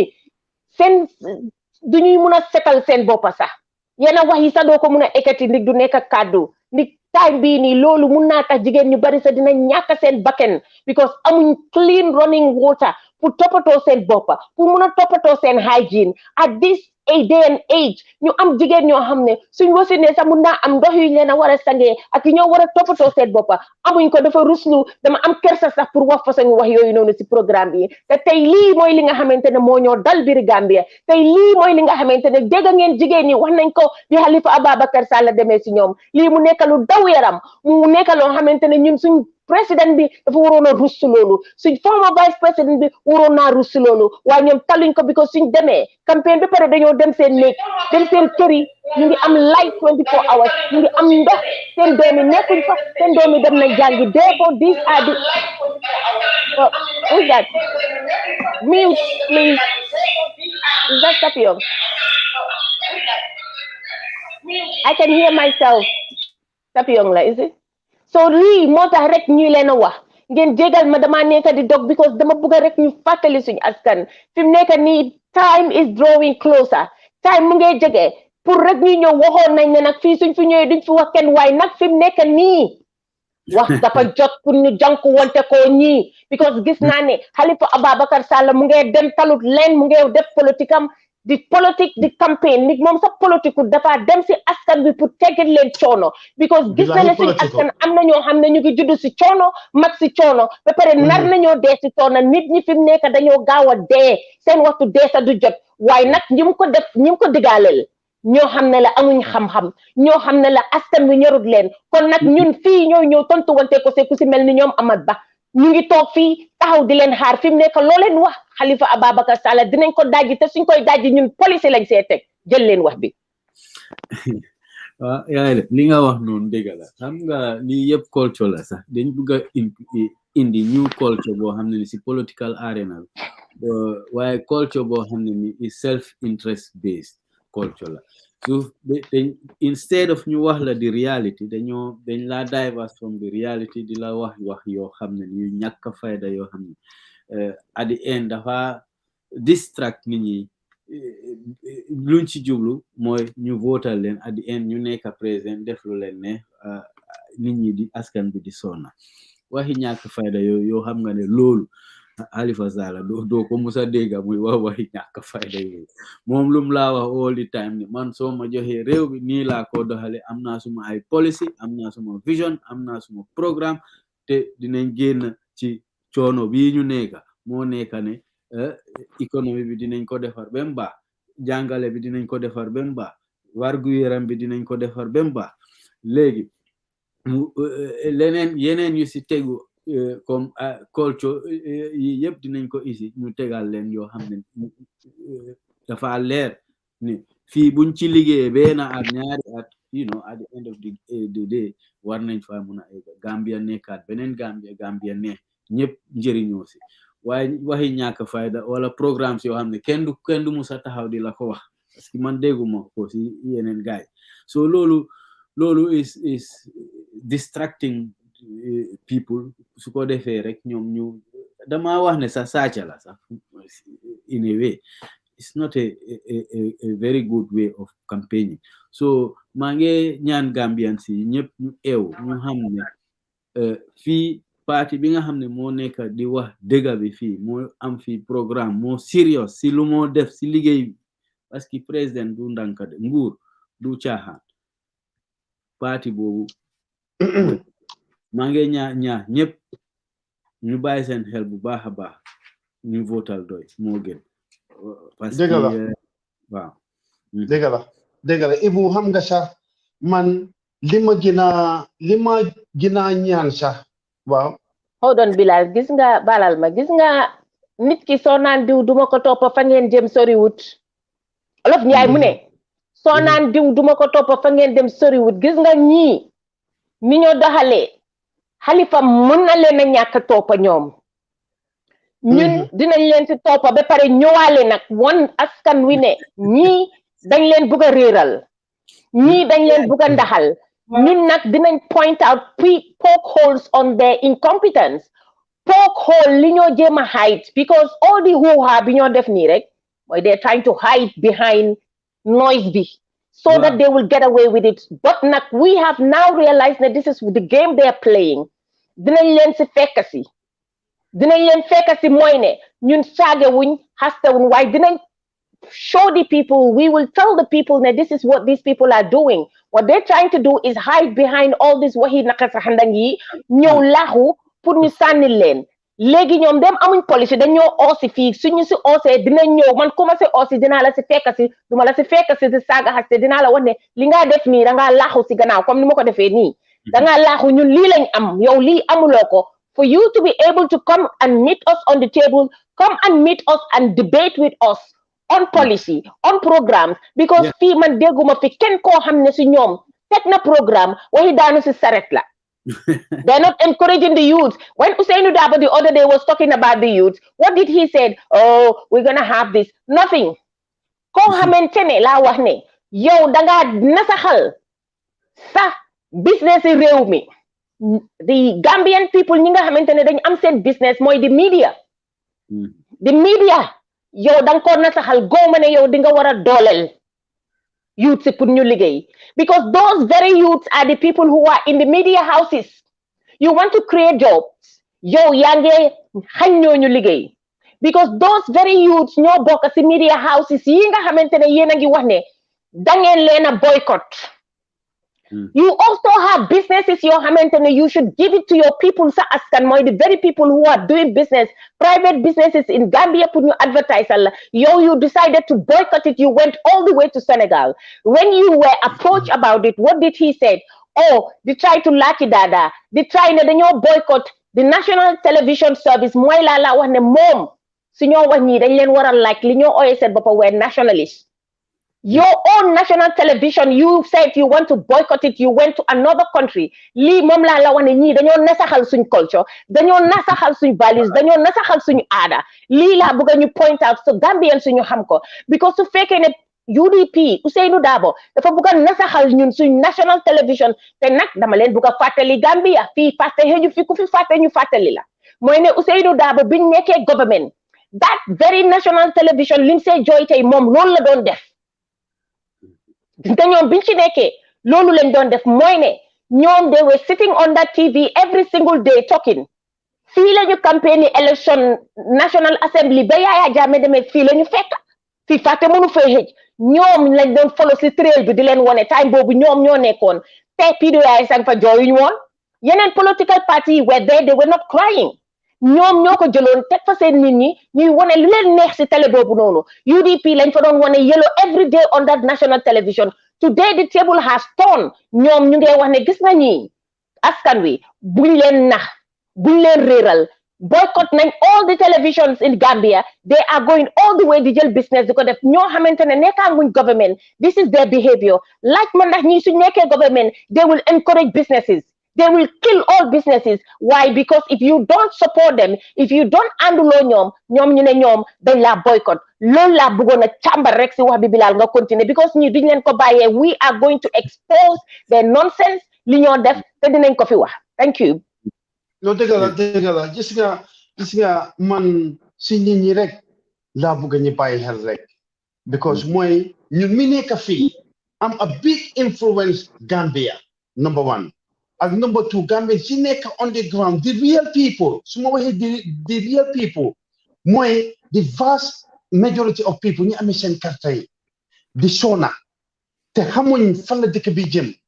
because for over 50 years kenn xamul fan la dëkk bi jëm te the vast amount of people ñoo nekk di sona ci biir dëkk boobu te every year you know coow li it's the same problem the same issues mu ngi dem léegi ñun mi nekk fii gis nañ lu baax xam nañ lu baax pour mu am naka la because fii as much as it looks good there are institutions there's a system in place we know it works we know systems work these systems yi ni ñun su fekkee ne gis nañ loolu fii loolu mooma de gën a xaw a jaaxal sax ñun mi nekk fii you know gis nañ aduna bi gis nañ system ci how it works gis nañ jànga bi dem kanam and yow bi léegi yaa ngi taw in some platform bi la ma ne with intelligence brothers and sisters ñun mi nekk in the diaspora please you know how can you see and know all this and living here and you still telling your people to vote for other people when PDIS is there? Are we really honest? Have we really experienced? Have we really, live in the West? It's either we see and blind or we don't want the best thing for our people. Because in the diaspora, never mind in Gambia, we have lived a life here with system, institutions. It is a reality. It is not Jahan. How can you sit here and listen to all those political parties in Gambia, please? And you're still talking about NPP, UDP. I'm not saying these people are educated people, but please, you are here. You get me feeling fed down. And fee system and fee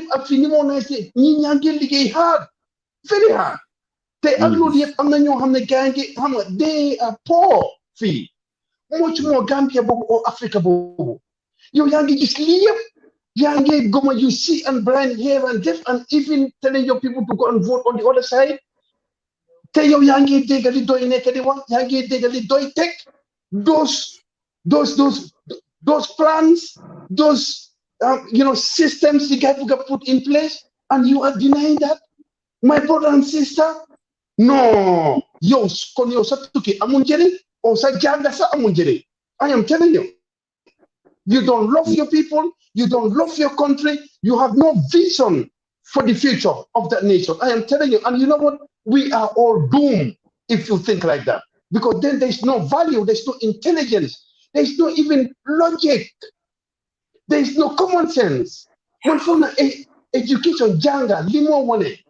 Aglinyo jangal chilling ham chi janga aglinda ulin chi jele so munuta ranye yi chibi deka aglinyo bu deka kanam dem dega kon ñun dafa am liñu jot da seen janga dafa des wala yow febar bi nekk ci affaire badi ya mboka ya yow febar bobu dugana la duga bo xamne yow lolu mënuloo ko fajj ndax lolu rek moo ñu mën a tardé loolu rek mooy tax nga gis doy à sa parti biir Gambia di la wax naka la ñoo doxalee naka la dëkk bi war a dem kanam nga gis ñoo xam ne ñi ngi ñu naan ma ne waaw dinañ samp school dinañ billion waaw loolu yëpp baax na waaye ci naka how are you going to do that? Tell us how? We know building schools. Yes, she's fine. What? How are you going Hello, to do? Bilal. I Doi is have a the only caller. party. Somebody want to participate, please? Come in. Yes, you can go ahead, caller. Yes, go ahead. Thank you. Yeah, I have been following the program. Yeah, for some time now. All you guys have mentioned, you need some very brilliant points. Yeah. And honestly, to be frank, and because Gambia is over said with time be the father we are on top. Yeah, first of all, like coming to the healthcare system, a lot of things. Of course, soon but just some key points like you highlight that you guys already spoke about. More, like the policy. Like even today I'm not culture, I'm not, like no matter as long as we don't have the right leaders, the right people in the right position with policies, at the end of the day it will all be wasted. And that's one of the number one problems of the Gambia. Just like last time the Mangi did like the rally of the president. Yeah, but how Gambians say how can they be self-sufficient and very developed? Some of the election the new promise Harris donation with the family next year. So that shows you the key policy. Policy, he's not telling the Gambian people how to be self-sufficient, how to be independent, but instead he's very proud to be receiving donations. So they are not fit for the position.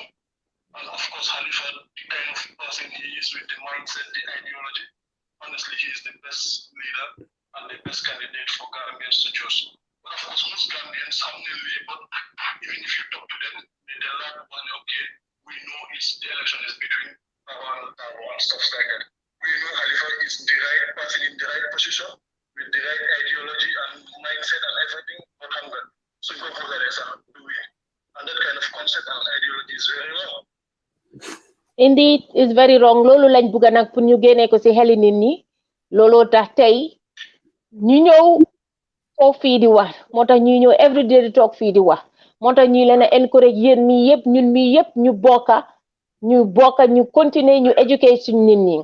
Because that is the perception liñ buga déga motax ma déga Amat Bah mom ci bopam those kind of rhetoric nga xamantene ma ngi di gis ñu ko wax ñoom ci seen leadership fi mu nekk this is the message they are now trying to take to the people and we as the people ñun mi nga xamantene xam nañ li nga xamantene duma wax sax ne Gambien bi ñu nekk ci gannaaw xamuñ ñun liñ xam I'm sure they know because ñoom ñoo ko dunda I'm sure they know waaye pour rek ñu gën a suñ askan ñu wax leen ne leen hey ñii dañ leen a nax ñii li ñoo wax du dëgga yéen as the people yéen a war a mun a decide te ñii seet leen li nga xamante ne def nañ ko fi bi ñëwee ba léegi ñun ñu continuer message bi ñu continuer ñu spread ko comme ni nga ko waxee rek amuñ message they don't have a message to sell they don't have no agenda whatsoever can you imagine a president of a nation after 5 years you cannot tell your development to show people tangible development loo xamante ne askan wi gis nañ seen boppam development yi dëkk su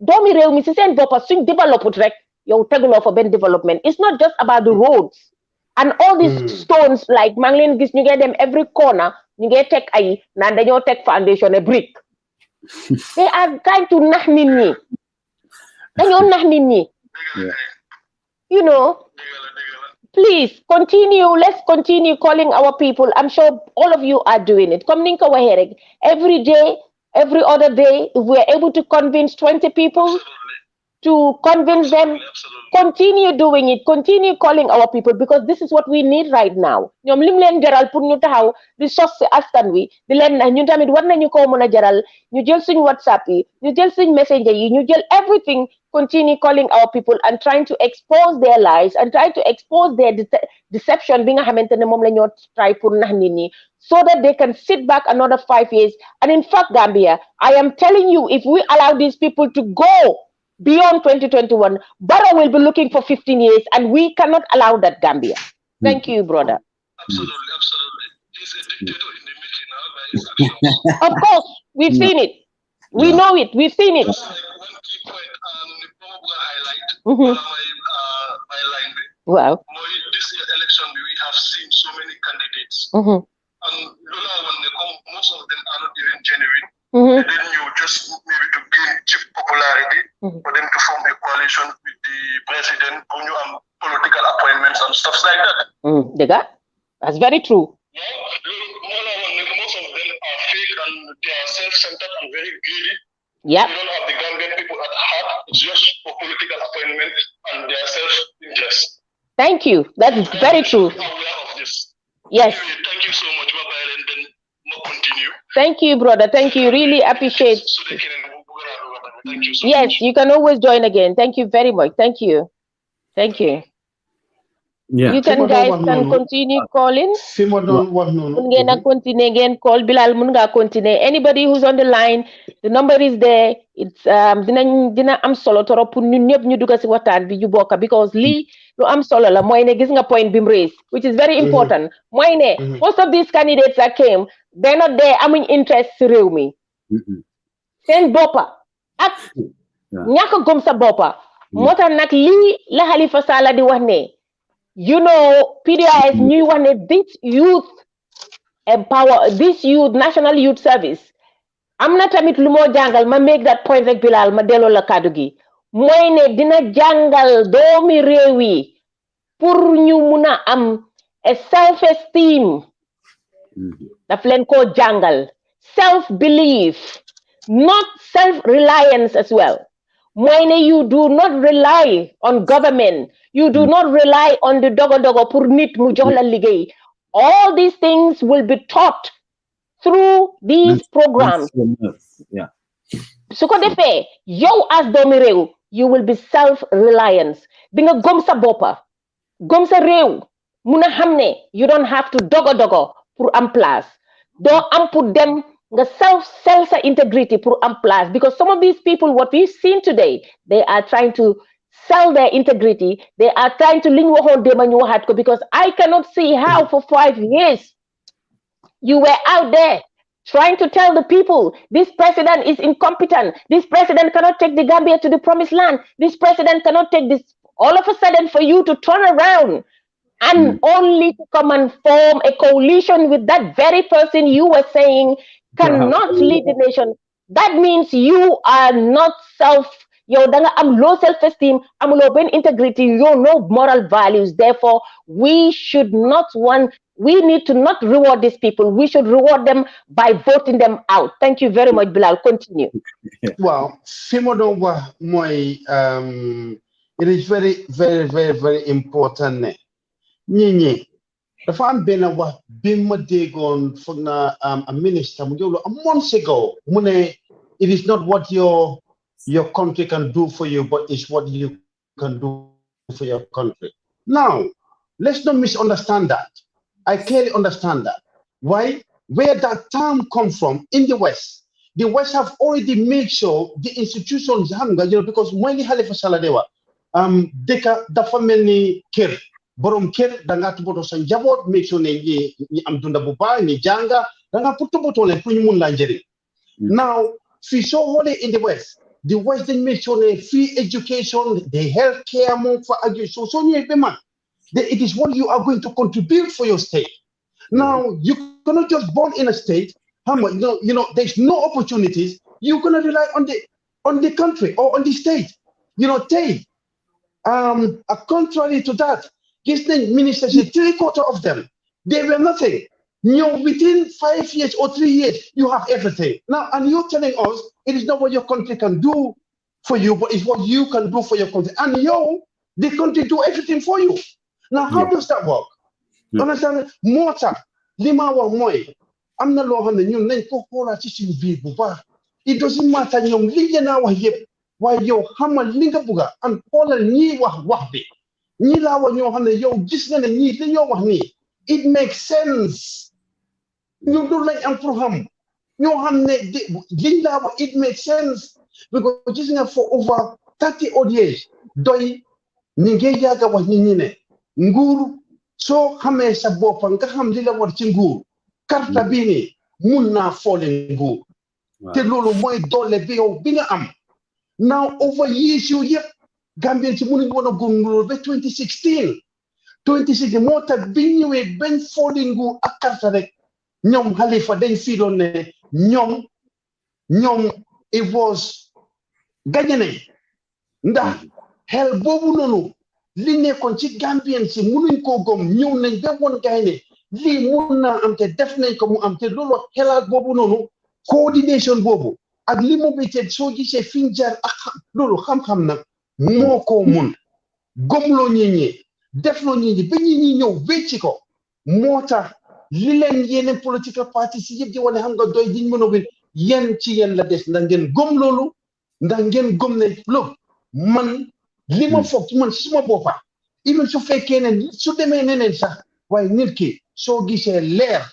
soo gisee yoon bi jàppal ci yoon sooy dee sa waaye fekk yow gis nga yoon bi te yow ci yoon boobu nga dee waaye doo mun a gis leer nag ñi gëm loola leneen nga bàyyi leer bi dugg ci lëndëm man loolu lay ñaan nit ñi nañ ànd seen xel Gambien ñun ay ñu am intelligence nañ duñ nangu tiitange te li ma wax nag waxuma ko only NPP maa ngi wax ak UDP sax brother si ak si si nekka biir Gambia biñ ragal NPP because xëy na mero bi ba tax ñoom dañ am pour sànnil UDP ñi bàyyi doy te waa NPP biñ mere UDP ba tax xam nga dañ am pour sànni Adama Barrow ngir UDP biñ fa nekk bañ bàyyi doy te ñoom ñëpp óor na leen doy li ñoo wax loolu la ñi bari ñi ngeen ne waa xam nga bii nañ defal ngum lii rek after lii den dina ñëw sànni gis nga beneen élection su ñëwee soo caaxaane beneen élection su ñëwee bi the next 5 years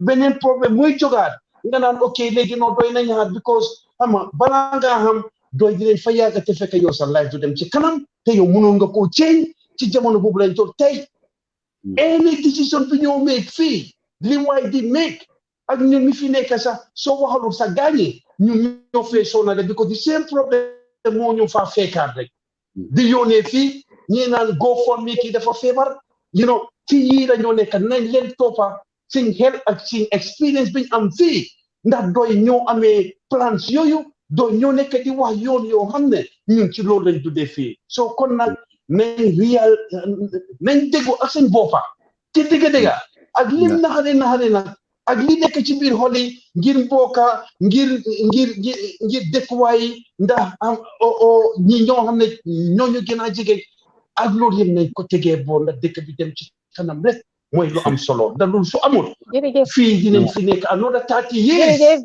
Safiong, I think Safiong might want to have something to add to what Vid said. Safiong, welcome Safiong. You can speak whatever. You can speak Maninka, Safiong, if you want. Thank you very much. Greetings to the viewers, to panelists. I greet each and every one. Thank you. I just came to address some issue because I have a particular issue against people that will decide to mislead Gambians. I hate Thank it. you. I hate it. You see, just be honest to yourself and tell the truth to Gambian people. It will not harm you. And I will start it with the scholars. Those that call themselves scholars, they are educated. Oh, thank you. You see, they quote Arabic language, making people believe that they are quoting it from Quran and Sunnah, which is not true. I can speak what I am speaking now with Arabic, and people will think so that I am quoting it from Quran. From Quran or from Sunnah. I heard some scholars said they see 100 surah or 100 ayah from the Sunnah that people should follow president. And anybody that went against presidents, you are against the will of God, because God that is the one that selects leaders. Wow. You see, these things hurt me because I love my religion and I hate people that mislead, quoting something that you yourself know you are doing it because of money. Mm. When they are calling Yaya Jammeh Nasiruddin, Thank you. Yaya Jammeh take a gun and remove a president. That time he was kafir then. Mm. But when he voted, when people voted him in, then God decided to erase all his sins and become Muslim. Adam Barrow also was a kafir before because he was against the president and he won. Mm. So when he won, he now became good Muslim, and others that are against his way of governing are now kafir. People should not follow them. These scholars, let them think that they are talking to Gambian people, and not only that, if they die, the first day, they will answer these questions. What you say, anywhere you say it, and how you say it, and what is the reason you say it, because any utterance must be repeated thereafter. And secondly, I hate people that insult Gambians and insult the intelligence of Gambians. Ahmad Ba thinks he is intelligent. How can you come out, a state minister, telling Gambians don't vote of consent, don't vote with your consent, don't decide what is good for you, don't decide your future, because where your future lies cannot win, and you are the owner of your voters card. You own your voters card, you own your future, you own what you have, you own your decision, and someone will tell you that decision is rubbish. Vote for me, let me go and continue stealing.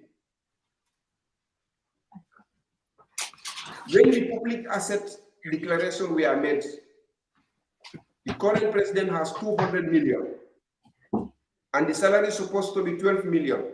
Pew allowances, it may be around 15 million legally. Where is the rest coming from? And you are going out to government people telling them, look, I know this man can do it, but don't vote for him because he is not going to win. Which is, you are the owner of the votes of Gambian people.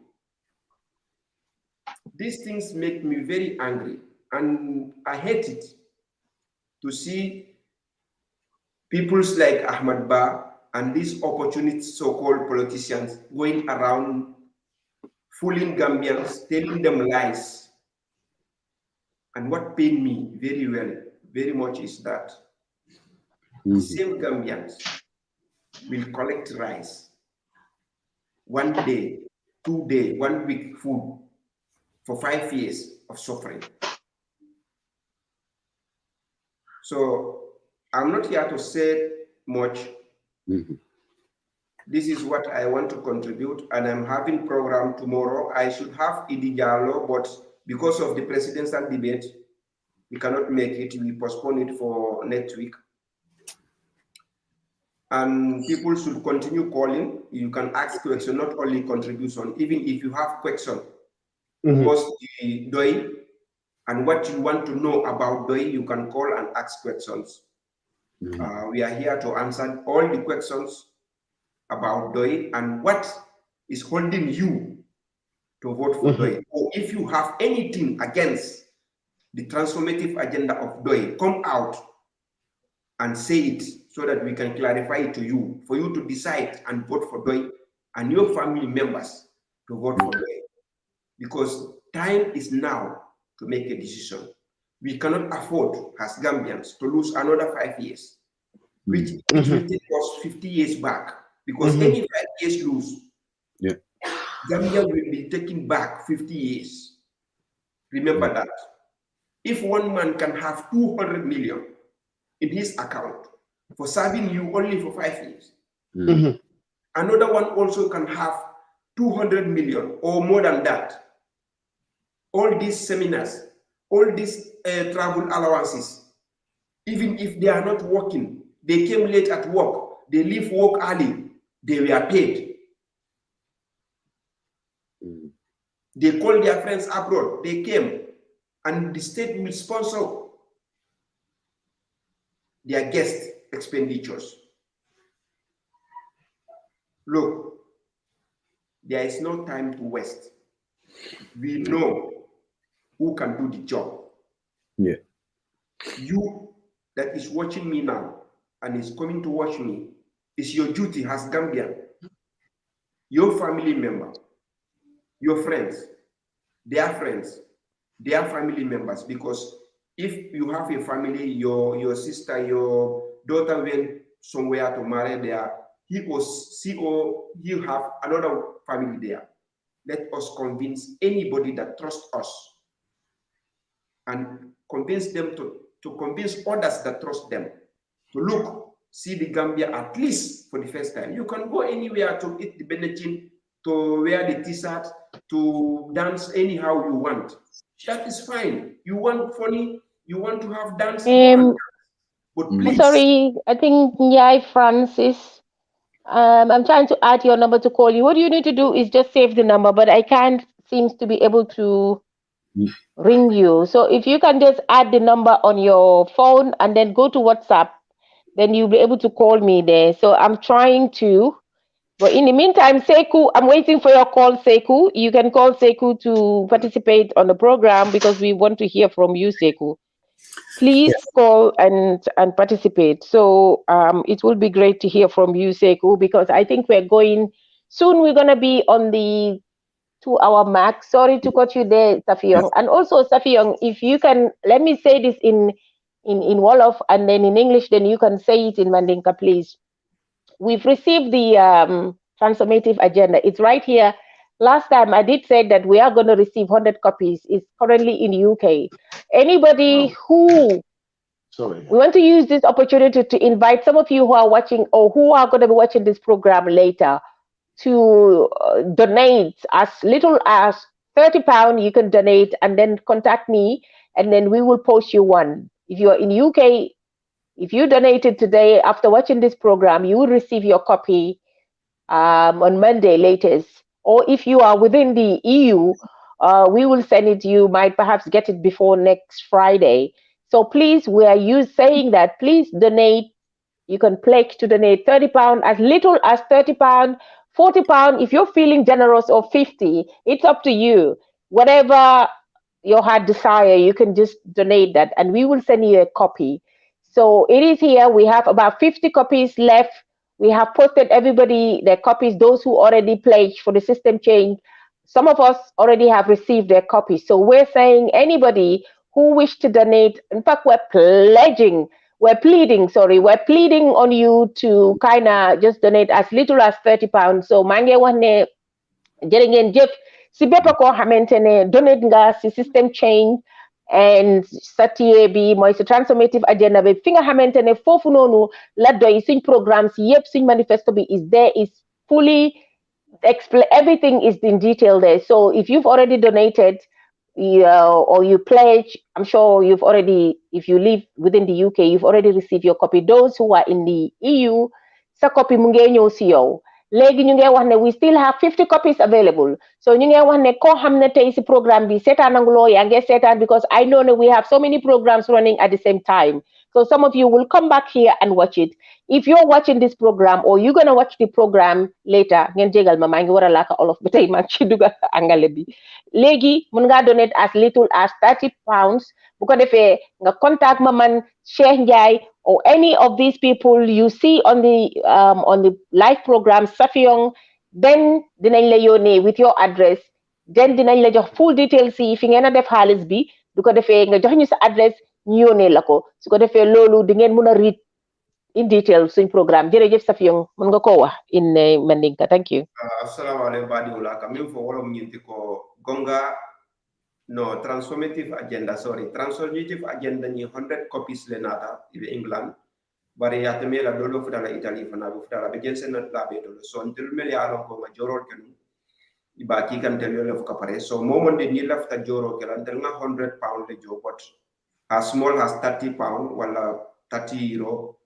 So isa a jono kabo sign kata 300 corona or 400 corona or itel no ya joy the copies kile ibe dawda Europe kono jam iba soto no la le yela adresse o ki niya ki rek yemo mo commandi enta commandi ba ya ida commandi ba se njay commandi ba central committee yemo mon ni commandi be silo yela la enne pour iba soto no la nyamen na so donation no mu amanke koy ba ke kam patiole ba ke fawle because buko ni abe karande la le ibalo na la même budget adu solution le bije me alon ko Gambia and Africa at large men alon ko asi palindro jama natino na baluwol kono ite fam men ba karam na fanan asi nafa baki mbal konton na bake mbal tentula mbal tayla ba fala la baraka.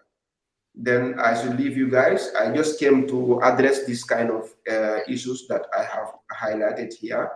Thank you. You've raised very important issues, and I'm sure that Nifineka, they can elaborate more on that. That's a very important point. We can elaborate on that, and then we can see.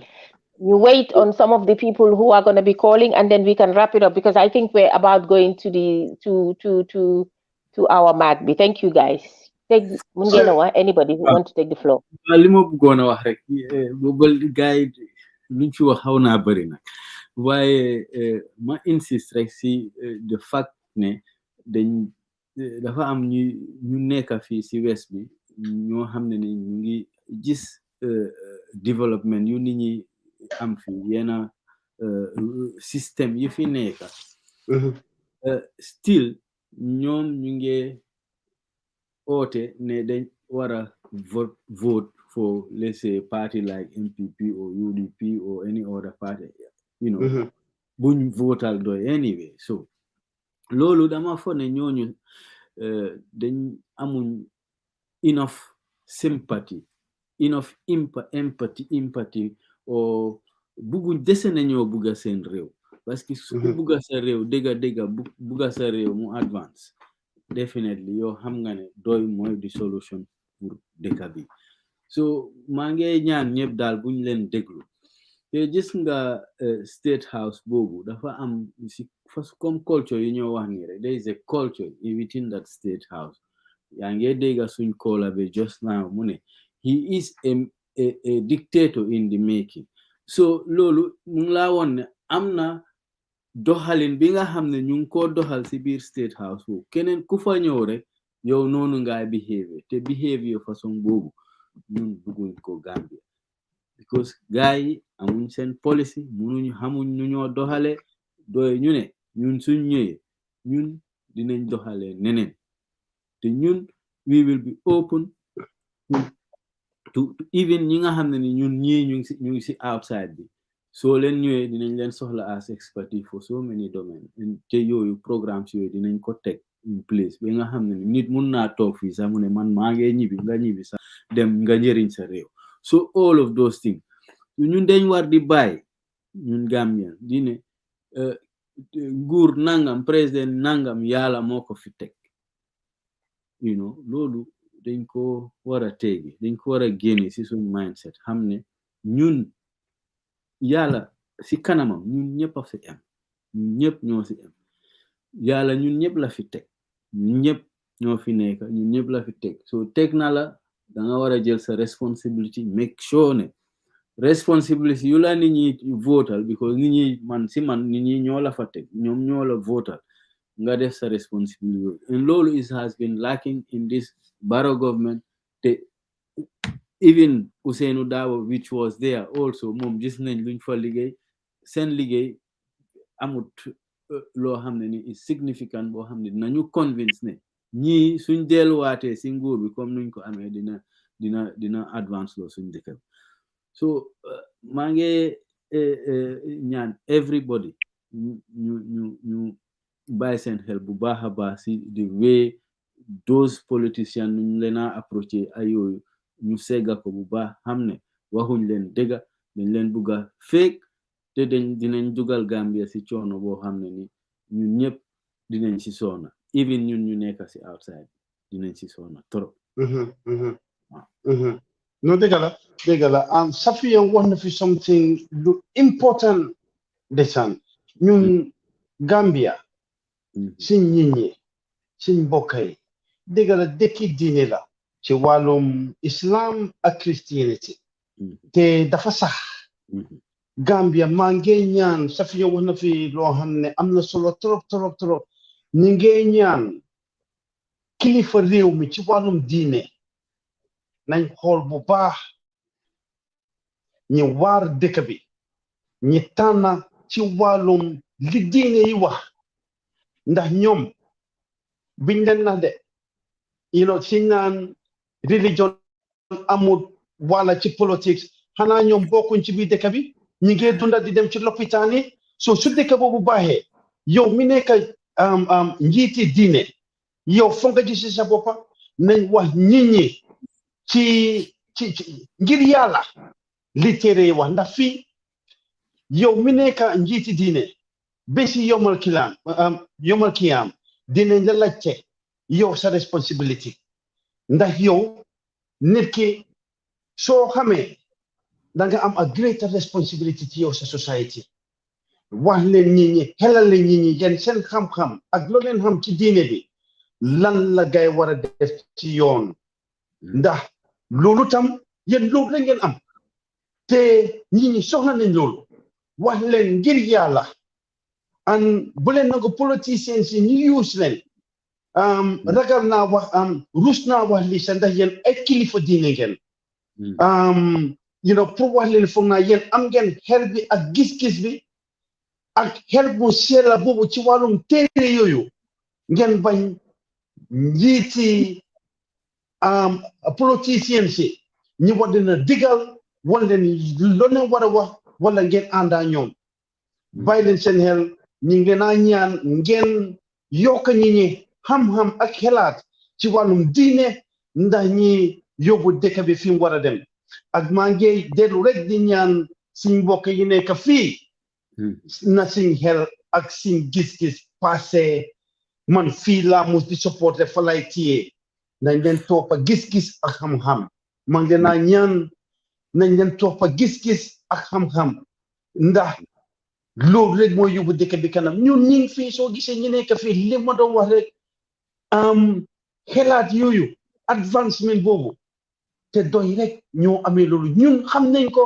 ñi support feneen ñëpp ñi nekk fii ak ñi nekk Gambie sax xam nañ loolu li yaa ay da doon wax pour beneen political party ñëw war li na saaga ci biir xel ak intelligent ci biir xel wane ne bu leen sànnil ñi ndax ñi dañ wen kon nag ngeen sànnil ñu loolu daw na yaram trop ndax nit ak borom xel ki taxaw ñi war la saaga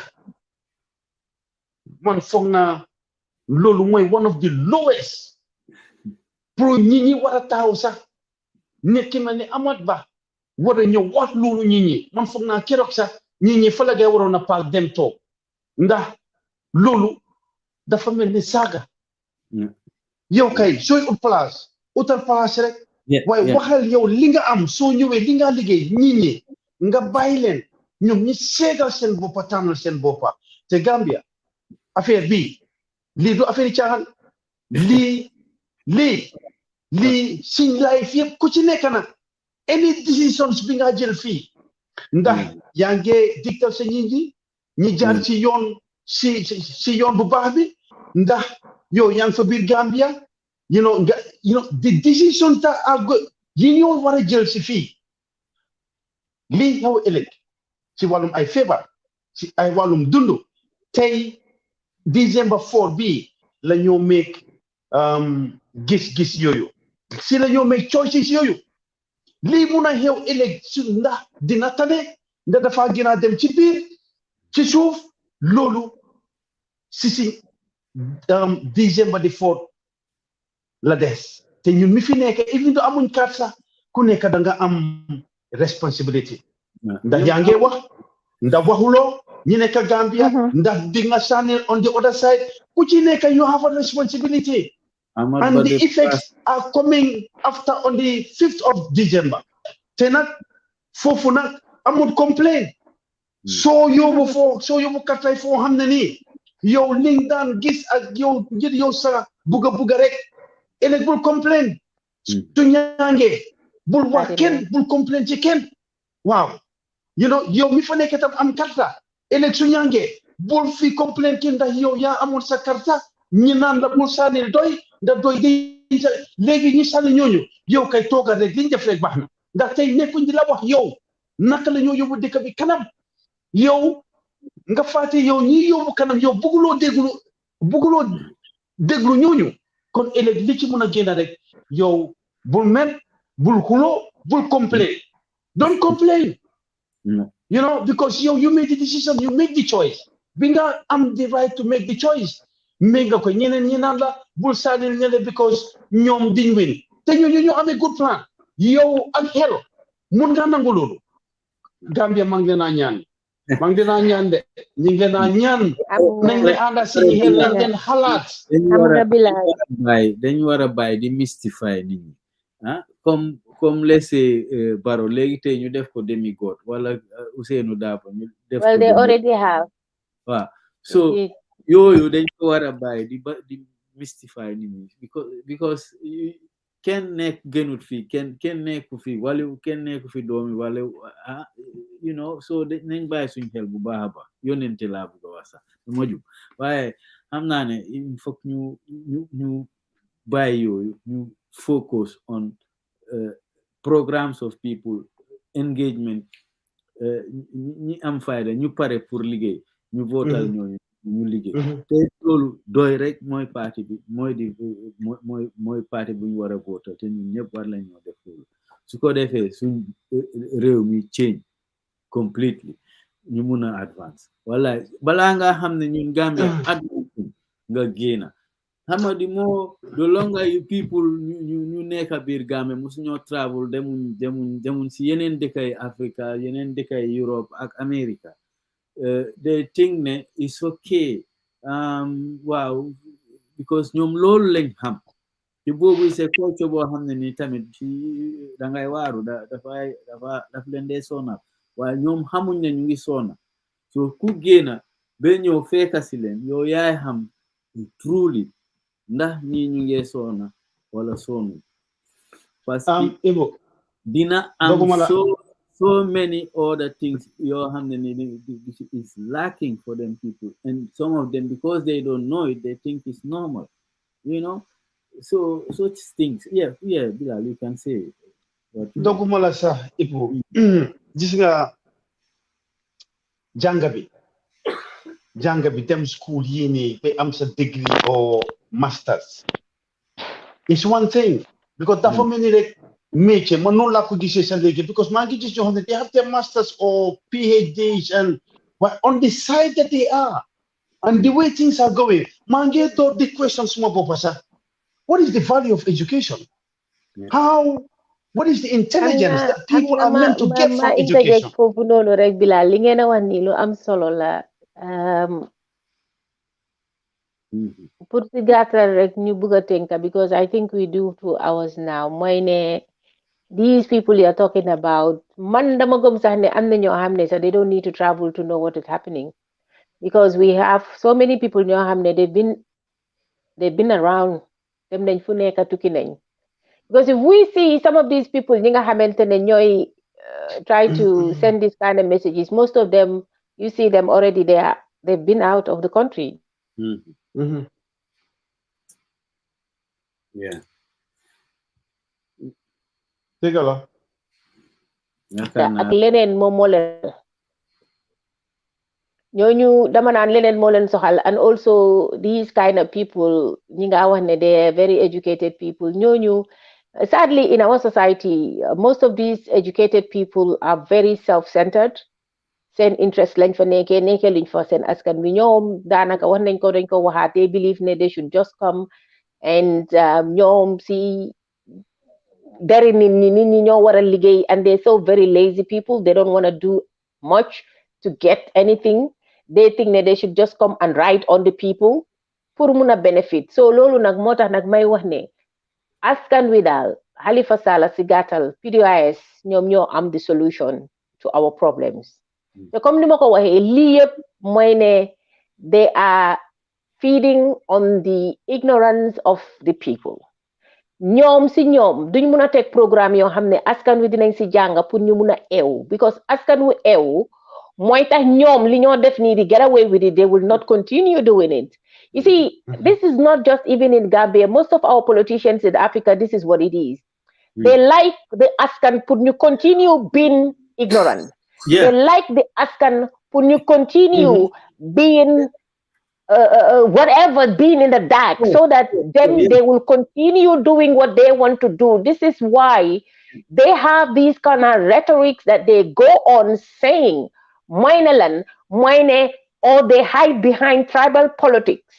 Because some of our people are so sentimental when it comes to their tribes. Some of our people are so sentimental when we're talking about the religion, when we're talking about their community, where they come from. So this is the kind of politics our intellectuals know. Most people are sentimental when we're talking about this, so they hide behind this. This is why you hear them talk about Badi Yafasa. This is why you hear them talk about Manika Yafasa, and also trying to be, Mboka Boka, and they don't believe none of it. Because if they really believe what they preach or what they're going around telling the people, they will walk the walk. But they don't talk the talk. They talk the talk, but they don't walk the walk. If I believe so much in my community and my family or my people, I will do something, go back to where I come from the community I came from, and do something for them to see something. This is what I've done for them. Let's go and check all these people who are talking about Badinya Fasa, whatever. This is where I come from. I came from this, that. What have these people done for their community for a start? Go back to where they come from. Gis nga bala nga ndamoo fi nga jógee da ngaa dem nga def fa dara nga mun a ndamoo foofu noonu. Gis nga yow bala ngaa ndamoo ne man fii laa bokk da nga war a nga dem nga jëriñ sa askan, because it is all part of jaamu yàlla. Fi nga jógee nga dellu fa waat soo demee ba jàng nga dem nga create something for the people there, for the youths to benefit from yow sa jànga. Nit ñi dañ war a benefit si sa jànga yow doomi réew. Moo tax nag Halifa Sallah PDOIS talk about this National Youth Service. Gis nga National Youth Service fii moo tënk yëpp rek si gàttal, because dinañ jàngal youth si about how to ñoom ñu mun a believe themselves and their communities and their askan mooy seen nation, and then yow si nga mun a toog nga xalaat ne ma day suma dëkka man, instead of ngay xalaat pour delloo njukkal beneen politician, war ngaa mun a delloo njukkal sa askan, because growing up sa askan has contributed a lot. See you, see mel. They shape who you are as a grown child. Because so they may you see neighbors. When you're out doing something bad, it's your neighbors, your tante, your auntie. These are your auntie singer and your neck as a community. They shape you. They contributed in your development as a child, as a young person, man, woman, or whatever. They contributed. So yow li nga war a def soo demee ba jàng nga dem ba tekki li nga war a def da nga war a dellusiwaat nga contribute in that society you grow up, that community you grow up from. But no, we don't do that. We run away from our communities. We go and start to live in other areas, other communities, trying to force us to belong in other societies or other communities. Now trying to be the bourgeois, trying to be the elites. This is what we do, which we don't see in PDOIS. We don't see in Halifa Sallah and the PDOIS. That is why Gambia, ñun dañ war a jàng si ñii li ñoo wax dañ koo dunda suba ak ngoon li ñoo wax dañ ko dunda seen life yëpp dañ ko dunda. They gave up everything they could have.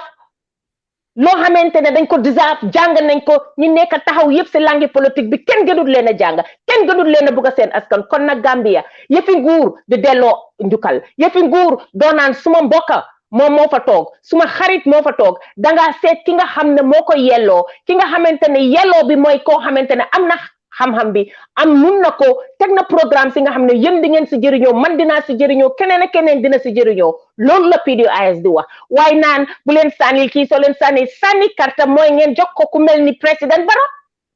Loolu mooy sànni karta. Because koo xam ne dafa ñëw di leen nax waxtu bii nii, ñëw di xuloo di présenter, kooku mooy sànni, loolu mooy sànni karta. waaye dénkaane katta mooy ngeen dénk ko Halifa Ababacar Sallah boo leen ko dénkee incha allah rabbi in the next 3 years because gis nañ ne bépp loo xamante ne teg nañ ko fii suñ téye bi a lot of things are just been something loo xam ne dañ ko revisit it was most of these things ñu ngi nekk si téye bi some of the things these people are arguing about Halifa Sallah came about and talk about it Ousainou Darboe has no shame whatsoever and he came to argue with Adama Barrow naan ko you know what when Halifa Sallah was talking about the 3 years, I told you to bring a baye manyom. OJ Jallow said this, mananga baye manyom. I will teach them the law. I will tell them about the law. Guess what? Yo, everything's a bopalo couple because everything you knew about the law and the constitution, you came and you humiliated yourself.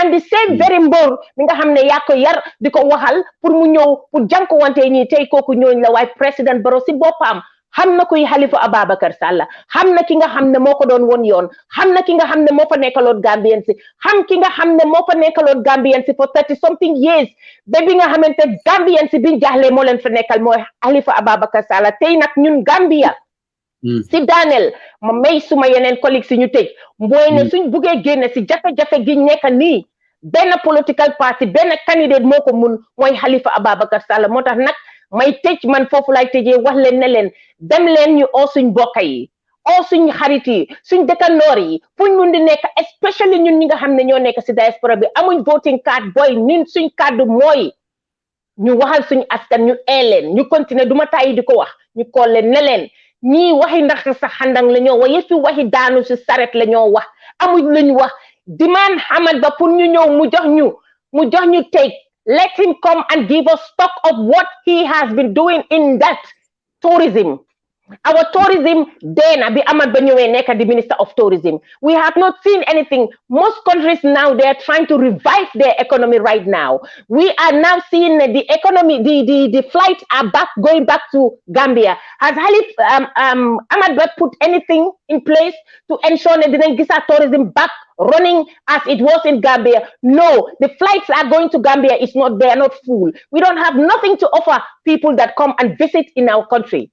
ñi ñëw di visit Gambia tourism di visit in Gambia they don't have nothing instead ñu ngay ñëw foofu noonu di use suñ xale yi di leen involve in so many things because there is no program whatsoever ñun ñoo ko am ñun xam nañ ne dégg nañ sax kii nii naka la tudda Adama Bah came out and talk about a lot of things about this tourism. We've had the corruption that happened in that tourism department.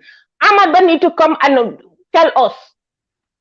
We need to hold Ahmad Bah accountable. When Ahmad Bah come to your corner, tell Ahmad Bah ne doy day biñ fi toogee ba léegi kenn jéeñu seen dara ñu ngeen liggéey di liggéeyal seen gox sàccuñ alali réew mi bugguñ alali réew mi ñoom liñ leen a fay doy na leen so please Ahmad Bah the people li nga wax dañ ko jël sànni ko please Gambia maa ngi leen a sant di leen gërëm di leen wax ne leen dinañ ñëwaat fii waxtu bu gudda na ma jox suma collègue suñu tëj because maa ngi ne woon teg toog because suma xool nag sooy waxee fi Gambia ñu ne yaa ngi waxee xol waaye dañ war a waxee xol because lii Gambia si suñ xol bi la sax moo tax dañoo waxee xol Gambia suñ gisee li nga xam ne moo faa dox daf ñu war a naxari ñun ñëpp kuy wax ñu waxee xol nag luy génn si xol rek la mun a dugga moo tax nag ñu leen a wax ne ngeen dégloo ñu su ñoo wax ngeen ñooy dégloo xel bu leen ñu dégloo xol because li nekk suñ dëkk bi dafa miti soo demee si gox yi dafa miti gis nañ liy xew xale yi jigéen yaa ngi ni yéen a ngi gis liy xew kuñ si jox place taluloo pour liggéey yaa ngi tal pour toppa xale yi jigéen yi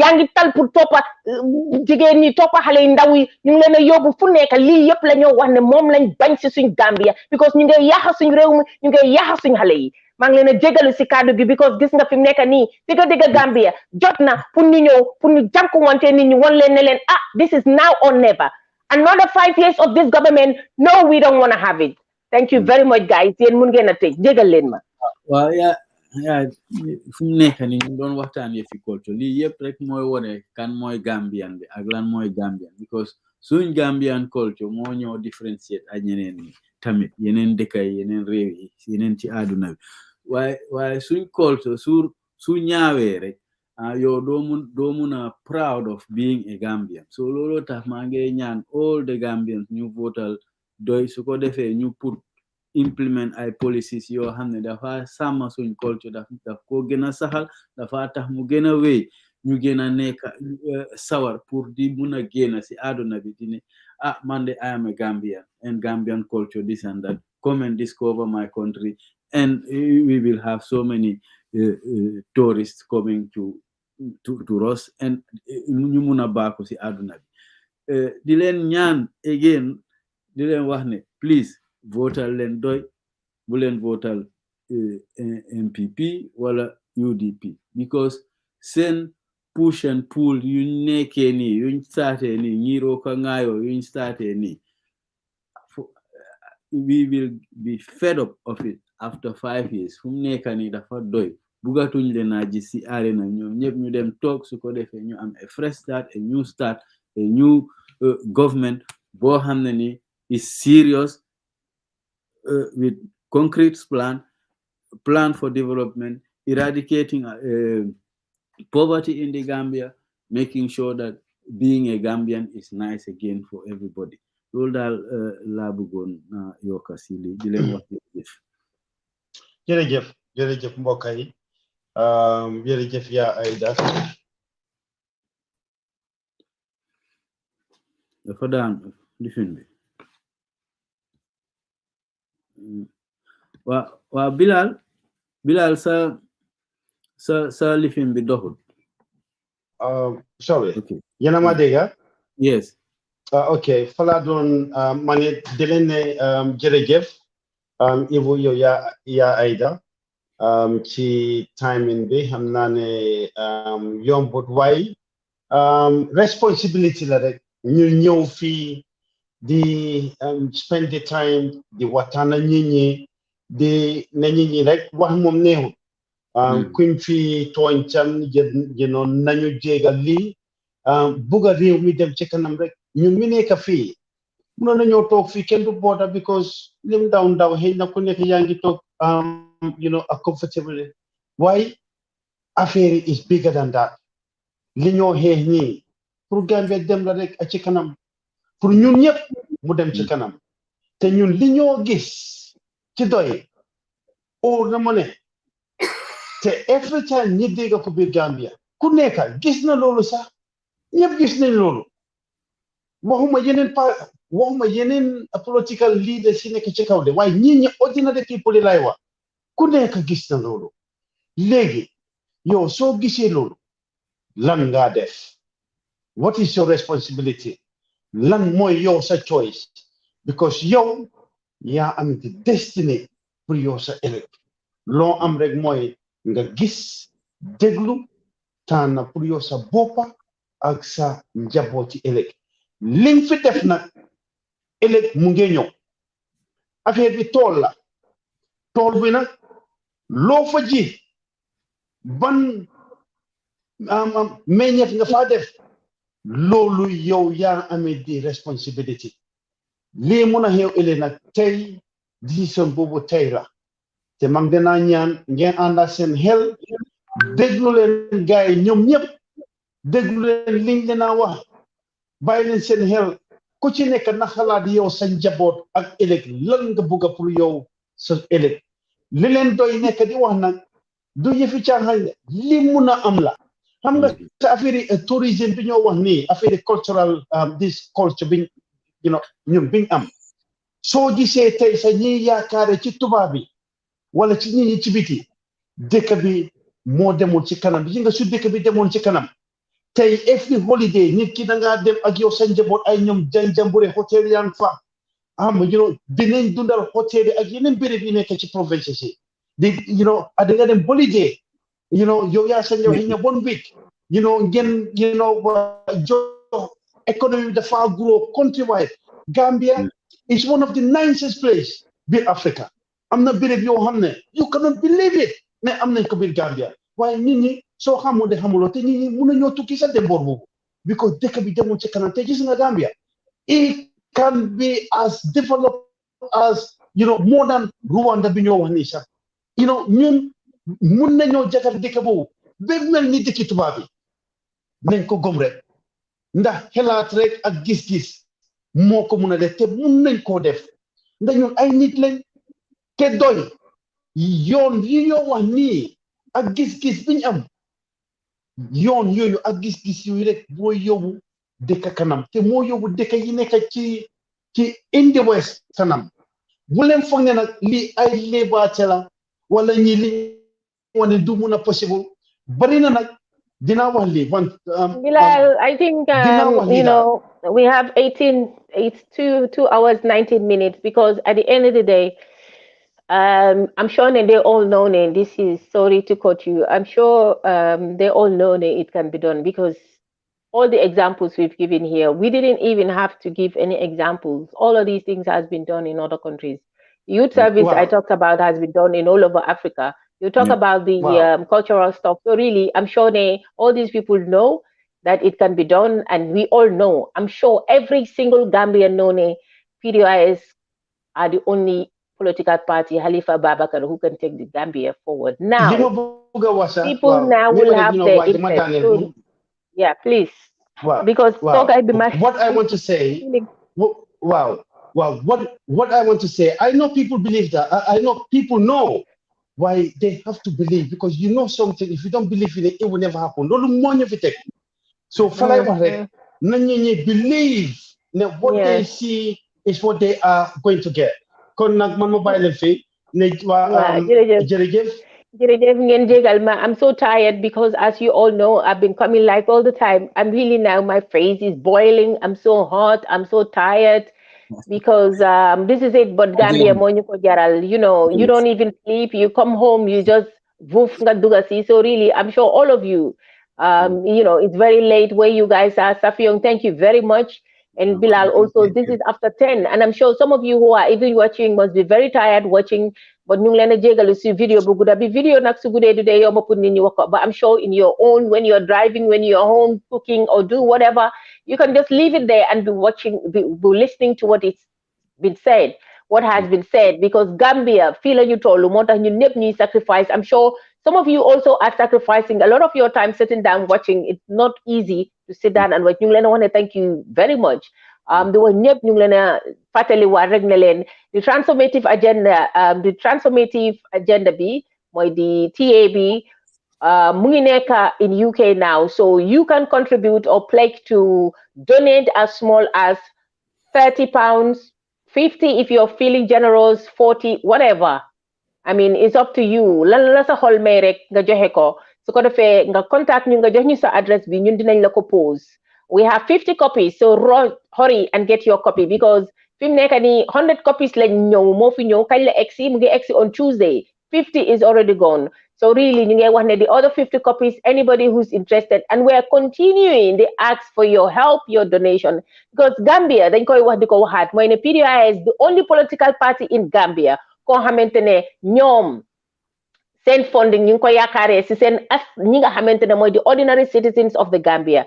They don't want anybody like what we've seen. We've heard all this saga that is happening, all the kind of things that petroleum and everybody, all these big businessmen, you see what is happening. People are alleging that these are the reason why some of the things that are happening, nothing is coming out of it. Why? Because of their link to, allegedly linked of the president. So these are the kind of things we don't want in our government when people elect PDIs. We want a transparent government, a government boo xamante ne every citizen dinañ la jox justice for all. ñun loolu la ñoo wax justice boo xamante ne amut kuma mu amut kuma mu am ndey ak kuma mu amul ndey amut whether you're rich you're poor. If you jalgati loi bi dina dal sa kaw. Ñun we're not gonna cover anybody, we're not gonna hide anybody, use the law to protect people ñoo xamante ne dañ ñu donate xaalis. Ñun we don't want that. That's why we rely on you. Ñun ñu ngi depend on the average citizens of the Gambia. Sa £10, sa €10, sa $10 boo xamante ne earning nga ko, or €100 or £100, whatever yoo xamante ne earning nga ko pour mu jaral la ko as Gambia nga teg ko si parti bi. Ñun moo tax ñu ngi continuer di leen wax ne we still continue ñu ngi solicit funds di leen wax ne seeking for your help pour ngeen continue to donate the party. Do not stop, continue donating the party, because when you see Halifa Sallah going all these corners from Banjul to corner, it costs money. They need to buy petrol, they need to carry nit ñi ànd ak ñoom foog rek all these logistics yi need yëpp. We continue ñu ngi leen a ñaan di leen ñaan li si des baretut. Fi mu nekk we're on the last hurdle. Fi mu nekk nii li ci des baretut. How many days it is now? Is it less than 20 days, right? Or even 20 days, this is a baretud. So please continue donating. Operatamit TV. T-shirts tamit were still carrying on. Operatamit lastly, ñu ngi leen wax ne leen pick the phones, call your family. We need to at least make every week you call 20 people or more. Folen Fusen Bokai Mundineka, New Gambia. Some of us are even here in the diaspora, they're saying, oh, you know what? We don't want to get involved in politics. You don't have to get involved in politics like me and these people doing here talking. What you can do is you pick your phone and talk to the people. Or you can, when you get this kind of messages, just share it with your friends. Because Yo Yange help contribute in distributing the message we have. When you receive a message of Halifa Sallah, audio of Halifa Sallah, audio of PDIs, when we're talking about our policies, our programs, you guys sensitize the people. Please share it with your groups, share it with your family members, because yow koku dina si dega lim ci dega ba nga xamantene dina change mindam pour mu dem vote PDIs yow lolu yow ya ko waral. We all politics every day in our life. From when we wake up to go to bed, we're politicking. Because when you go to the market, that is politics. Because of politics, market price. Because of politics, we have to go to school. Because of political policies and programs that these politicians put, that is why we go to school. That's why new muna ligay. That's why pay rise. Every single day from when we wake up to go to bed is all politics. So please do not think that you don't get involved in politics. Bokuma politics, come Aida Jallow. This is not all politics is all about. Please continue sharing the message and continue donating. Audio message Safiong, I cannot thank you for making this happen. Every week, every time I call you, Safiong, I want to come live. You don't have to be here. You have your own program. Sometimes maybe you're supposed to be sitting down and preparing yourself, but you are here supporting us. Continue needing your support. Thank you very much. I repeat it again. You are my favorite person, Safiong. Thank you very much. Thank you, guys. Everybody